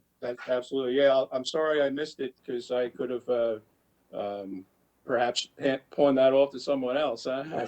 I think the meeting would have been longer if you were there, so we're kind of glad you weren't. So. Probably, because I would probably have a few questions. But yeah, that's a great thing. I mean, Bill alluded to that earlier. We had a great 2019. We had a great 2020. Fantastic. will reduce the MMO. And from what I'm hearing from other financial advisors, I mean, let me ask you this, Mark, did what's his name? Who presented? Vikram. Vikram, yeah, did he mention their forecast for this year? Because Yeah, I'm they hearing think it's the going to be a forecast good for year. this year is going to be terrific as well. They said every indication is that this year is going to be terrific as well. That's exactly right, and I'm hearing that from a lot of financial people. And I told them to get us into GameStop immediately. Well, that would be we'd probably be in trouble if we do that. Right. I'm just gonna take a wild gander at this, say that for a municipality, that's probably considered bad form. You know? Yes. And, I'm glad I'll be chairman now. Yeah. We can put it next to that right away. Yes. All right, well, thank you, Thank Mark. you, Mr. Chairman. That's great news. And we're, and just the fact that, we've recovered pretty significantly and we're doing pretty well. I know the smoothing method kind of put us back behind the eight ball, but it's nice to see that we're fully funding it this year at market value, and we're having good. Our investments are paying off dividends, and it looks great. Thank you. Okay, I don't believe there's any unfinished business. So we'll just move on to new business. Resolution respect to Carl Lewis. Find that. Mark, do you want? I'll read this if you're okay with that. Mr. Chairman, I don't have it in front of me. Oh, okay. Well, I'll read it. So this is resolution number 2021-09. A resolution of respect by the Board of Supervisors of the Township of Warminster, County of Bucks, Commonwealth of Pennsylvania, in memory of Carl Lewis. Whereas it is the custom of the Board of Supervisors of the Township of Warminster to pay tribute to residents whose life work and civic endeavors serve to enhance the quality of life in our community. And whereas Warminster Township resident Carl Lewis's untimely passing on January 17th, 2021, at the age of 88, created a void in civic leadership, volunteerism, and community pride. And whereas Carl Lewis was a longtime volunteer with the Warminster Fire Department, once serving as an on-call daytime driver. And whereas Carl Lewis was employed by Warminster Township for 25 years, serving as building inspector, license and inspections coordinator, zoning officer, and acting township manager over the course of his township career. Whereas Carl Lewis was beloved by his family and many friends and leaves behind a tremendous legacy, which will long endure the passage of time and will remain as a comforting memory to all he served and befriended. Now therefore be it resolved that the members of the Warminster Township Board of Supervisors pause in its deliberation to mourn the death of Carl Lewis, distinguished citizen, tireless advocate, and devoted member of his chosen community, Warminster Township, resolved and adopted this 4th day of February, 2021.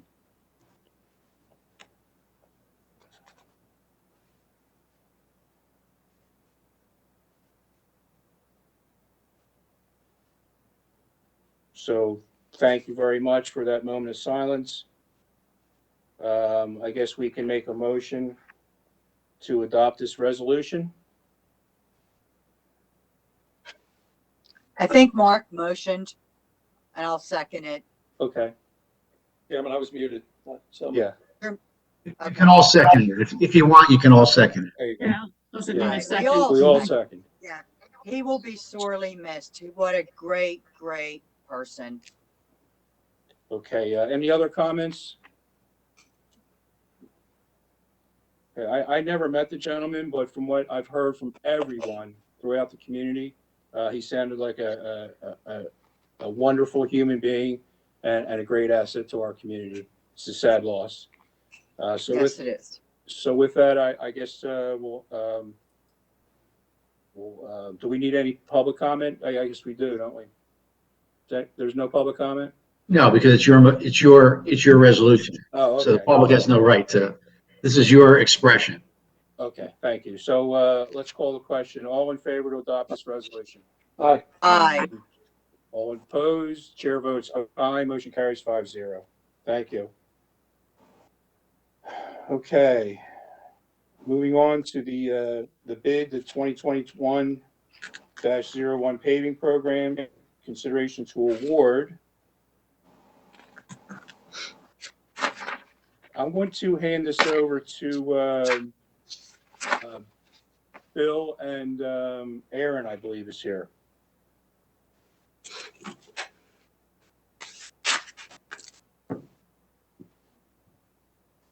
Aaron, ladies first, or would you like me to go? Go ahead. Mr. Chairman, the township went out to bid for the 2021 milling and paving program. I always forget milling, but it's milling and paving.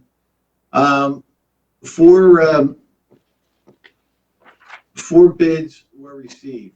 The way that these specifications were drafted, we had a base bid for roads that we definitely wanted to do, alternates 1 and 2, and were roads that the township was funding 50% with the Warminster Municipal Authority, part of their trench restoration, and makes much more sense in paving the entire road than just paving half a road. I mean, that's pretty much a waste of money. So they're going 50-50 with the township on alternates 1 and 2. Alternate 3 through 13 were roads that we wanted to do, but we wanted to see what the pricing came in, and it's I'm pleased to report the low bid was James D. Morrissey, Inc., 3.716709.25. Alan Myers, LP, was second, 4.2,007,328.97. Joseph Suture and Sons, 4.631952.93, and General Asphalt 4.958765.94. After looking at the bids, the recommendation of the administration is to accept the low bid of James D. Morrissey, Inc. for $3,716,709.25. The funding will be the 50% for WMA alternates 1 and 2, proposing to use $750,000 of liquid fuels money, and then in addition to the 2.991 million from the new bond issue, which we intend to close on February 12th. So you'll have a total project cost with engineering $4,241,709.25. This will pave 22.72 miles of township highways, and I think the results is going to be transformative to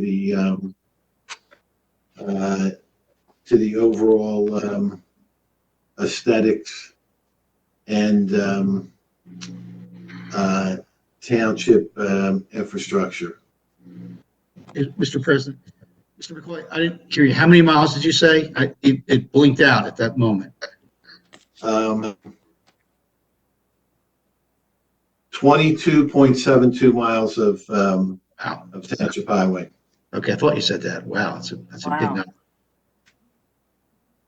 By the way, after after using the 750,000 of the liquid fuels funding, we'll still have 255,000 going to fund balance in the liquid fuels fund. So we're not, we'll still have 255 going forward towards next year. It's quite a lot of road. It's, if we can keep something like this up, we'll be repaving, we'll have actually the whole township paved in 20 years. Every 5 years, we'll be coming back to do the roads. So that's pretty impressive. Okay, so I guess we let's see where I am here. Is there a motion to that the board accept the low bid for the 2021 milling and paving program? I'll move. Let me finish. Morrissey, right? James D. Morrissey, Inc., consisting of the base bid and alternatives 1 through 13, for a total price of $3,716,709.25.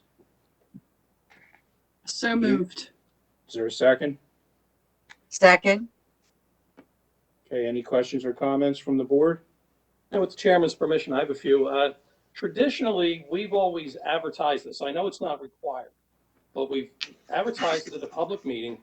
We've had our engineer come in, identify all the streets that are going to be paved, so the township residents know which streets are going to be paved. I know that's going to be put up on the township website, but I would like to have seen a little more transparency in this process that we've always done in the past. And I know it's not required. I understand, Randy, that it's not required. The board take action to advertise. I get it. I didn't say a word, Mark. I didn't say a word. Well, when was the action taken for this to be advertised? Perhaps I missed something here. Because I went back through the agendas for the past two meetings, and I can't seem to find it. I recall the manager I recall taking action. discussing it and was talking about doing this. The bid was put out publicly. I mean, we've I understand that, but the board we've complied with every formal action to advertise. No, it's not required. I mean, you can do that. That's what I'm saying. Okay, yeah, That's what I'm okay. saying. The answer is you can do that. Had always taken that action. Okay. Although it's not required, so we could have a chunk of our meeting to put up a PowerPoint and identify which roads. I'm trying to make you guys look good here, by the way.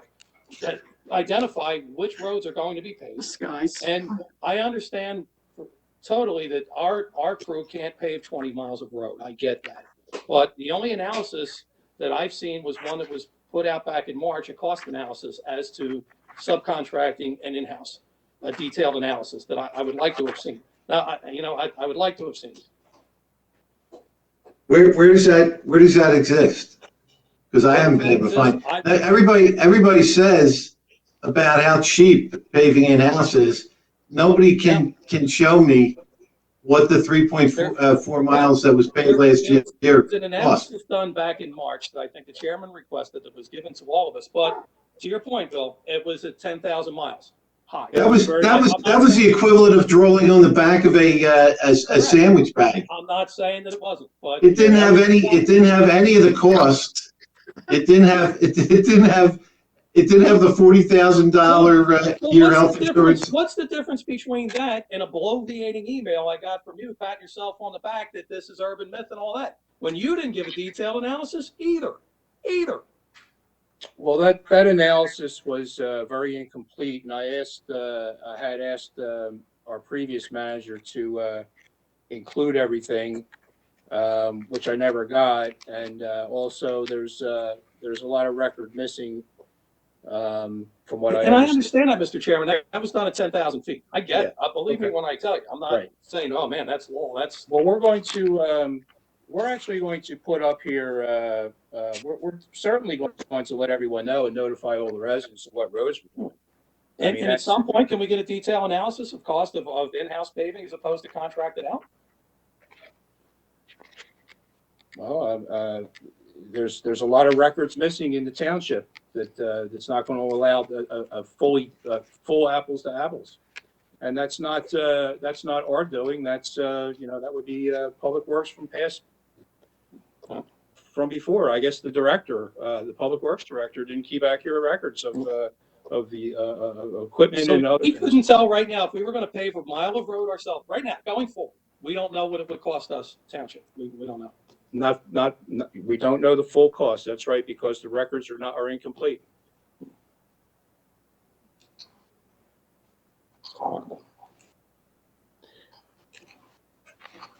And 22 miles of road is a pretty significant amount of road. It's almost 23 miles of road.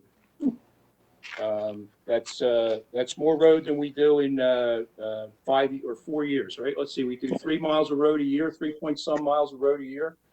It would take us 7 years to do that much road. Yeah, a few years ago, we were at the 100-year plan because we have 100 miles of road in Warminster. Right. So now we've ran that down significantly. And honestly, I have some reservations about Marcy too. Last time Marcy was contracted here in Warminster, there were some issues with the responsible contractor ordinance. There were trucks driving around Warminster with paper signs with JGM written on them. So I have some issue there too, and I think our township engineer is going to have to keep a little closer eye to make sure that the responsible contractor ordinance is not being violated. That's correct, Mark. I would agree with that. So Yeah, I don't know agree if too. Marcy's doing stuff like that, but that we'll monitor that quite closely. I would agree with that too, and I'm also impressed that we'd be able to do almost 23 miles. That's amazing. So I'm looking forward to see how far we get along. But it would be a good idea if we could post the streets that are going to be done. Like Mark had commented, because we've done that in the past. That might be a good idea for the residents to see. Yeah, it's right here in It's in the right here in plan. your packet. And Yeah, we'll oh yeah, I definitely saw, post but I think he's saying about posting it up on, you know how it's hard to do that when you're doing Zoom meetings, WebEx Yeah, meetings. we're going to put it there, and I would Right. think that we'll there's going to be notifications. The township will, we're going to let our residents know what roads we're doing. There's no surprise there, no mystery. Right. Okay, so any other comments? Any comments from the public? We did receive an email public comment from Darlene Baker of 1537 Mulberry Circle. She asked, what impact does this have on the township employees who currently do township paving? As far as we know right now, it's they have plenty of work. So That's all public. okay, so if there's no other comment, any other public comment? Okay, so let's call the question. You want to do a roll call, Mark? Please. Okay. All right, Kathy. Aye. Mark. And I'm a no on this because I'm not thrilled about the process, and I would like to have gotten a detailed analysis of the cost analysis opposed to our own. So therefore, I'm a no. Okay. Mary. Aye. Judy. Aye. And chair votes aye, so the motion carries 4-1. Okay, thank you. Where's my agenda? There we go. All right, next up on the new business is the consider request for abatement of penalty and interest by JERC LLC on delinquent privilege tax. They are requesting abatement of penalty and interest in the amount of $34. Request for abatement of penalty and interest in the amount of $524, and also an abatement in the amount of $134.32. Everyone's seen those requests?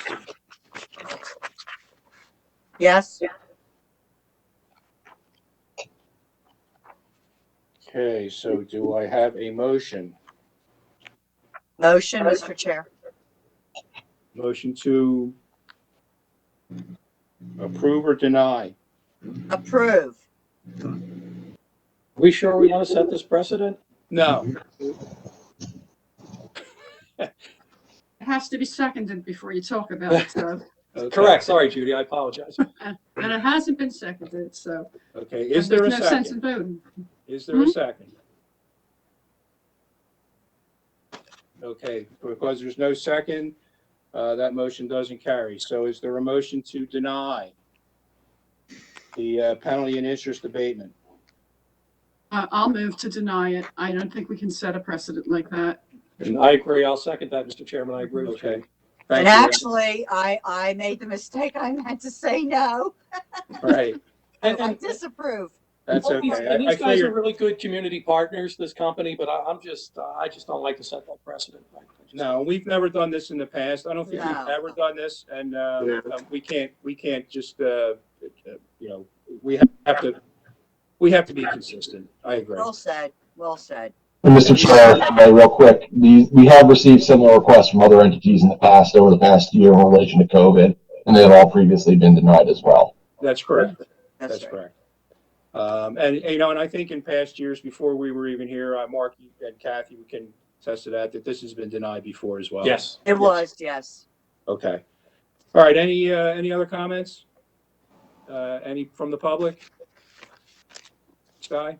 No? Okay. So let's call a question. All in favor? Aye. Aye. Aye. All opposed? Chair votes aye. Motion carries 5-0. Thank you. All right. Let's move along here. Professional reports. Township manager. Mr. Chairman, I did invite John Ramey tonight, not just because we were presenting the audit of 2019 audit of financial statements. I wanted to introduce him to you, but it appears he's taken leave. But John, I'm still here. No, he's here. still here? He was. No, I've been enjoying every minute of it. There he is. I just wanted to introduce John Ramey to the board. John has been with us almost a month. John, how long? Just about a month now. He's hit the ground running. Done a great job so far. We've already eliminated the CPA firm that had done bookkeeping in the past. They helped us out in time of need, but now John will take over those duties. Now we're in the process of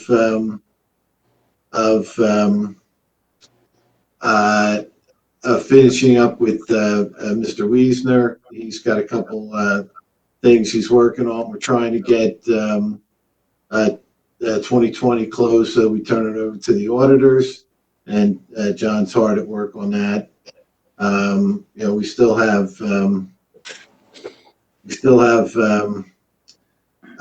numerous escrows from 2020 to catch up on, but he certainly is certainly capable of handling those duties, and we'll be transitioning fully over to John in the next few weeks. John, welcome on board. Good to have you. Thank Welcome, you. John. Nice to meet all of you. Welcome, John. Welcome. And John, as I tell every new hire, I hope you're here long after I'm gone. Yes, me too. Absolutely. Welcome aboard, John. And I've heard some good things, and so far, you know, it sounds like you're very well qualified, and you've already reached out to our tax collector, which is the first time that's ever happened. And welcome aboard. Thank you. Thank you. Okay. Mr. Chairman, next item I wanted to touch on is obviously the snowstorm we had this week. I think everybody agrees that our workforce did a great job responding to the inclement weather. Well, once again, we had a problem with the existing contractor who is contracted to plow a sizable portion of the township. And I went back to take a look, and because I'm looking for options of what we can do, because this contractor appears to be incompetent. And the township received 2 bids in 2019, and October 2019. The second bid was $5 an hour more for a 6-wheel dump truck. Rather than accepting all the bids, they rejected that bid and accepted the person that we're having some problems with. But so I've been talking with Tim Hagee about possibly getting some supplemental assistance from the municipal authority, and those discussions will be ongoing, because the performance of this contractor leaves a lot to be desired, to say the least. Can I ask a question on that? Our crew had to come around and clean up behind these guys, and obviously that was on overtime. That comes out of their money, correct? The contractor.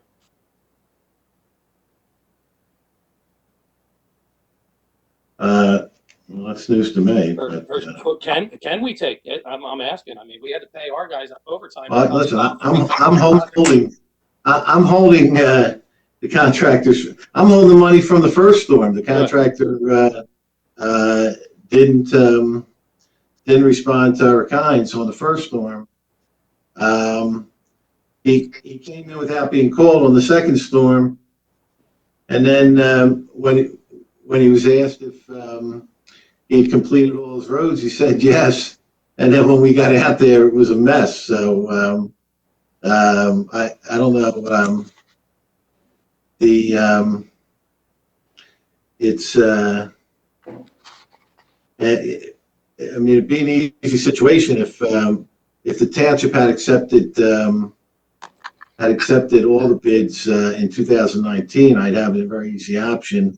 Just go with the other contractor, but going to have to get a little creative and hope we don't have any more snow this year. So We're having some Monday. yeah, let's hope not.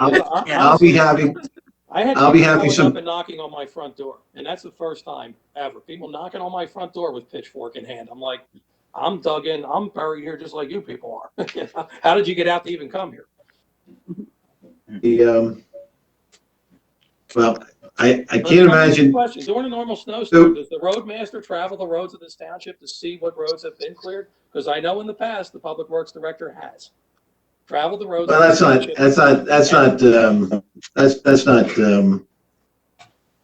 not true, because Eric told me that he plowed a route. So this is the problem with the public works director. Jerry Breitmeyer, he also gets in a truck and plows just like Eric did, right. And which I, quite frankly, I don't like. I think the public works director should be supervising and going from sector to sector. Right, the roadmaster needs to know that's not how it's been done. 3 days, somebody should know. But this isn't new. That's how it's been done here for Eric Hines. But I had a conversation with Jerry, and I explained to him that he needs to. But this was such a big storm. I mean, it was all he could do to handle his section. And he counted on the contractor, who was telling him contractor told him he completed his section, and he wanted his guys to go home. And then we get out there, and there's like one pass down the middle, and they took off, and it was a mess. And that was 2 days prior. That was 2 days prior. They never came back.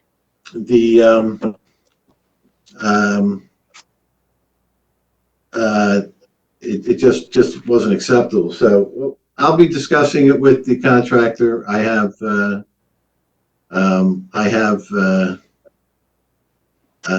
his money being held in until we find out what's going on. But I don't know where.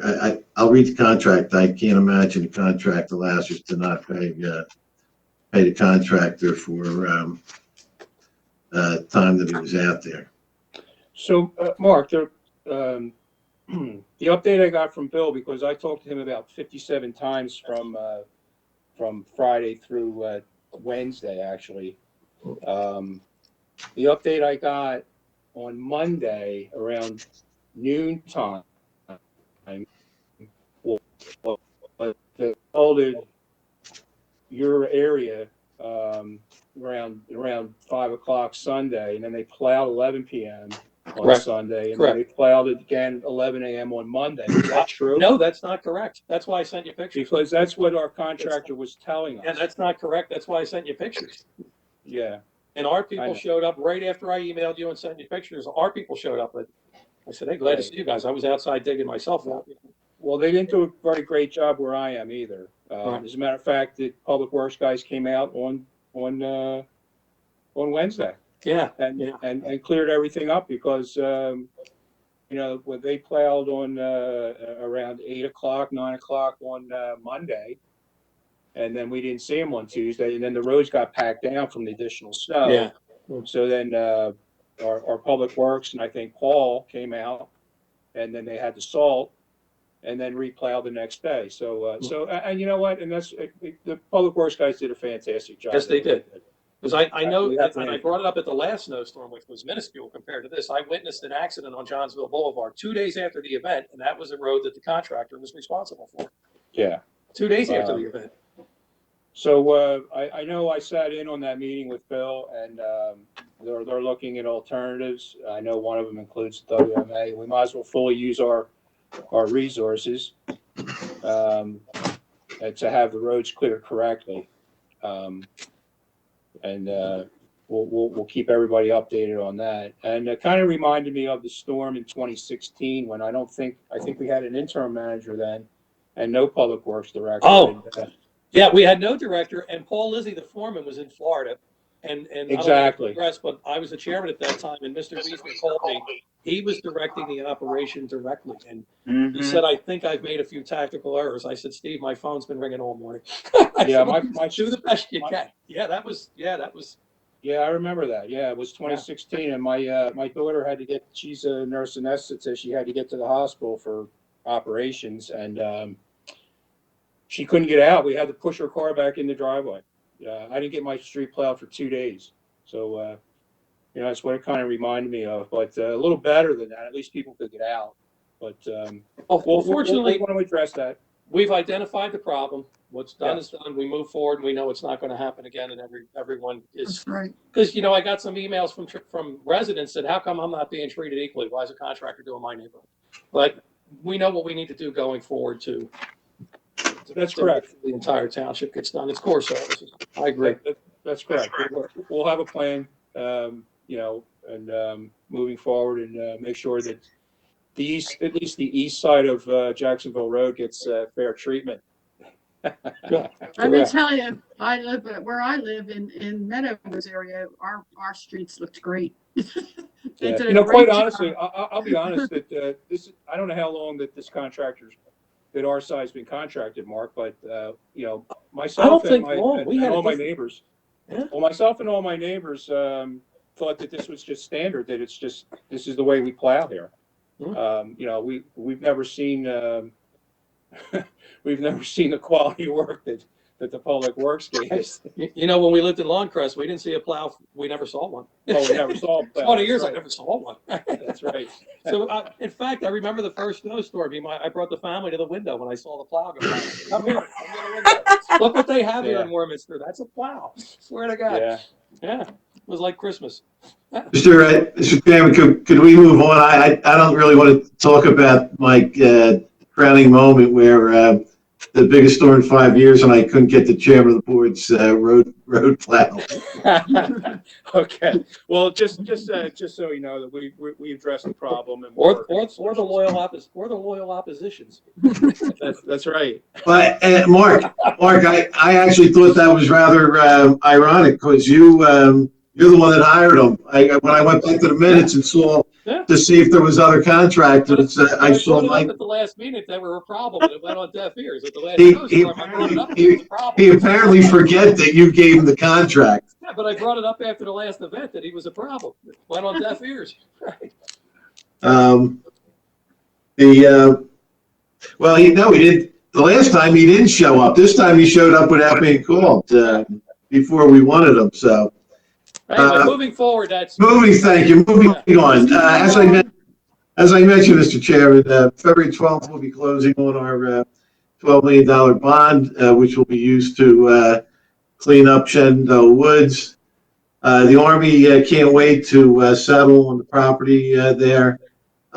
It'll be funding the Warminster Community Park improvements that are ongoing. As you said, stymied for a bit, but you'll be surprised how fast MECO gets back out there. They're pretty good about that. And then of course it'll be funding the paving program, which is going to have a significant impact on the township. Last point, I want to give some kudos. Jerry Brademeyer, the interim Public Works Director, and Pete Carter, he's an electrician / traffic signal guy. The golf course has been after me since the day before I got here.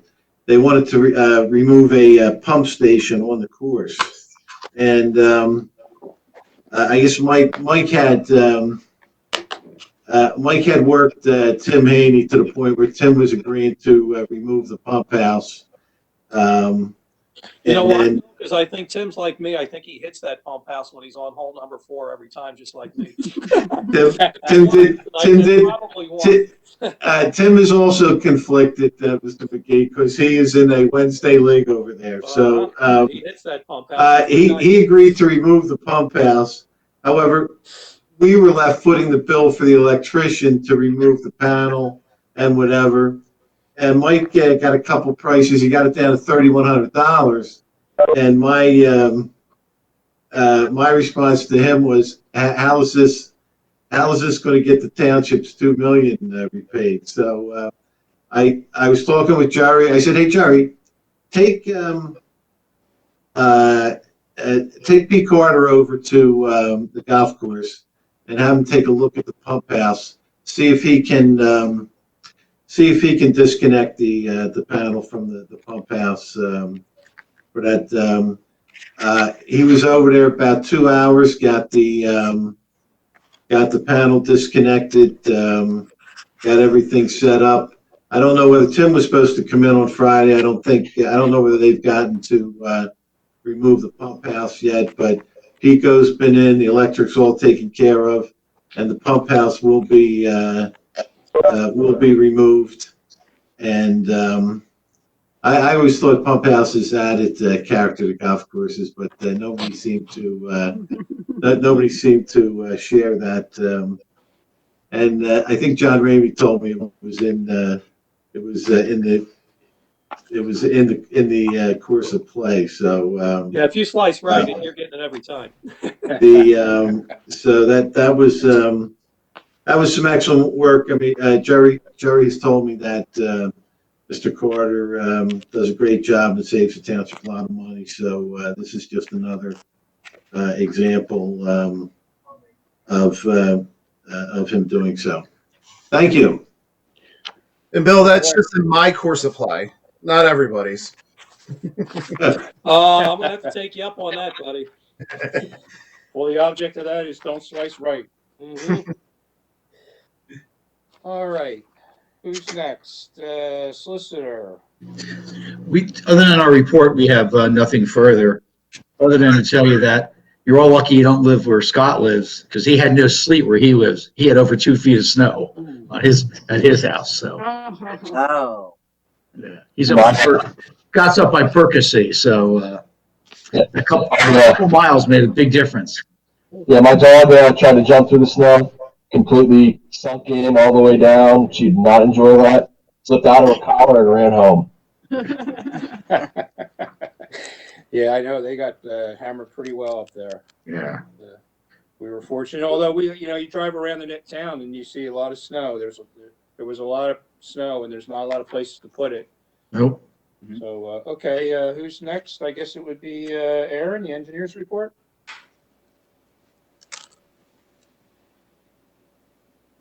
We don't really have anything new to report. We reviewed a sketch plan for a commercial and residential use off of Evergreen Avenue. They're looking to get some zoning relief before they come in for land development. Other than that, nothing new on the land development front. Everything is going really well out at the park. They're working on utility installation now. We've been very impressed with Nico. They've been great contractors so far, and we're hoping for an overall great product. And we're looking forward to get your road program off the road. Up and running. Great. And you will, I spoke with Tim Hagee, and you guys will definitely be communicating, corresponding to make sure everything's coordinated. Because I know they have manholes and rings they need to adjust maybe. We need to have them stay out in front of because Marcy moves quick. Absolutely. Okay, great. Thanks, Aaron. I knew you would. Yep.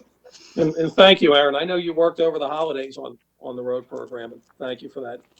Not a problem. Anything for Warminster. All right. That's what I want to hear. Careful. Can you come back from now on? Leave Kennedy at home. Craig's being supplanted. Okay, so the announcement of upcoming agenda items.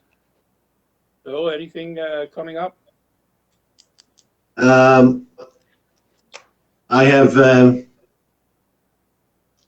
nothing on the top of my mind right now. But to get back to the road program, we'll be putting the list of roads on the website. We'll have the map that goes along with it. We will also give residents who front where the roads are being done the opportunity if they want to replace sidewalk or the driveway aprons. We'll give them advance notice and provide them a specification in order to do so.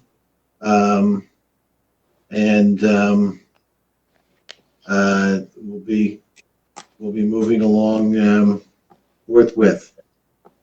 Thank you. Okay. Thank you, Bill. And Aaron, I know I spoke with Craig, and he mentioned at the last meeting that did we get the rendering of the park that we could put on the township website as well?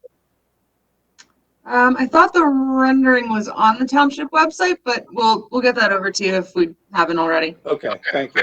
Thank you. Okay, so do we need to have a meeting on Thursday, February 18th, or can we cancel that?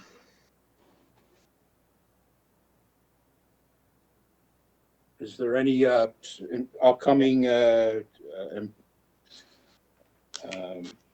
matters that we need to address, or should we just wait and cancel it, or you want to cancel it now? Do we have anything in particular, Bill, that's coming up that we would need to have? a meeting? Not that I'm aware that could not wait until March. Okay, so would the board be acquiescent in canceling the meeting? No objection, Mr. Chairman. No objection, Mr. Chair. No objection. No objection. Okay, so we'll cancel the meeting for Thursday, February 18th. And the meeting will be, the meeting in March will be scheduled. What particular date? Are we doing the first? First Thursday of the month. First Thursday a month? Okay. Yeah, I Thank don't, hold on, I can tell you. March what that 4th. is. March 4th. All right, thank you. 28 days in September, so it'll be the same day. Or 28 days in February, excuse me. So it'll be the same date. All right. Okay, thank you. Sherry's getting her COVID shot that day. Yeah, that's Right. All right, let's go to the second round of public comment. Sky. There are no email or in-person public comments. Okay, thank you. Supervisors' comments. Kathy, I'll start with you. Okay, Mr. Chair, thank you. I had wanted to mention that I want to thank all of the residents who submitted their names to volunteer for all the township boards and committees that we have. We certainly appreciate all their hard work, and I'm very proud to say that our board, that we appointed folks on both sides of the aisle on every one of the boards and committees. We feel that the more the merrier. We could always use a lot more volunteers. So I want to thank everybody who did volunteer. And then I also just wanted to make a comment with this past storm. You know, we had a lot of snow. We all have elderly neighbors who need a little helping hand. Our neighborhood, everybody pitched in, shoveling other people's steps, stoops. And I have to say it was a great effort. And I want to say that it's really refreshing to see folks helping other folks that are in need. And that's all I have for tonight, Mr. Chair. Thank you. Okay. Mr. McKee. Thank you, Mr. Chairman. While it's fresh, I did want to mention while we're on boards and commissions, you know, Jane Lynch was the first time in 54 years that she was denied a board appointment. 54 years. Just saying. With that, I would like to, I know she's upstairs watching. My lovely wife, Erica, I want to wish her a happy Valentine's Day next weekend. Oh. So we'll certainly be going out for dinner somewhere, I hope. Also, Mr. Chairman, I wanted to congratulate you too. You look like Walter Cronkite with those glasses on. Is that a new crop for most trusted man in Warminster? Yeah, I figured the other ones had worn out or pretty much worn out. So when you came on, I said, boy, look at that. I was saving that for the whole meeting for you. And that's the way it is. Thank you. Yes. And finally, Sky, while you're there, I want to wish you well in your new endeavor. Thank you for all you've done for us. Thank you. And that's all I have. Thank you, Mr. Chairman. You're welcome. Sky, we're really going to miss you, and thank you for everything. You're awesome. Thank you. Thank you for having me. I appreciate it. All right, Mary. Again, Sky, you know, it has been a pleasure and best of luck to you. Also, I'd like to remind everybody, we just had a little snow. We have some more coming again this coming week. So please take note of the fire hydrants in your neighborhood and adopt one, and make sure you go and clear out 3 feet around it for your safety as well as your neighbors. And again, COVID is still active out there, so please continue to check on friends and family and make sure everybody's doing well, and see if they can use some assistance or even food shopping. Thank you, Mr. Chairman. You're welcome.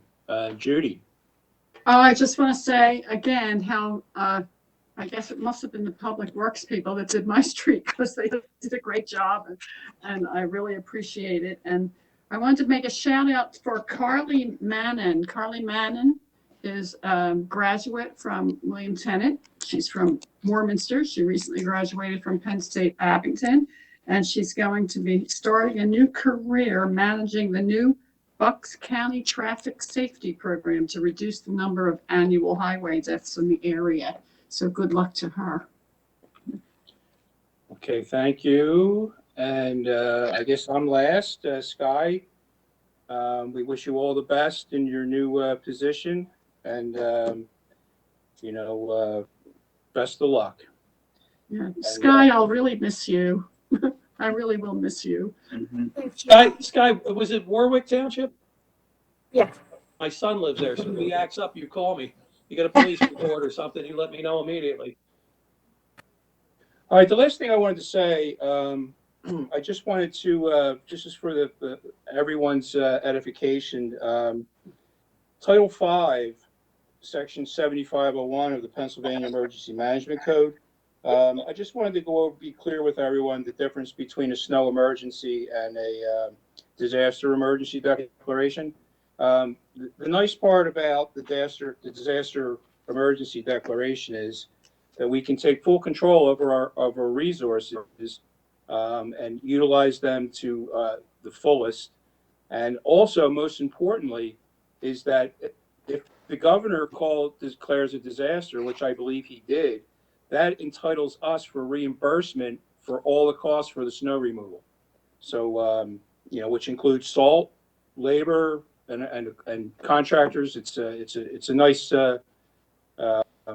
It's just, there was a lot of townships that did the same thing. So that's all I have. And with that, I'd like to motion to adjourn. Motion. Okay, So good night, moved. everyone. Good night. Good night. Good night, everyone. Bye.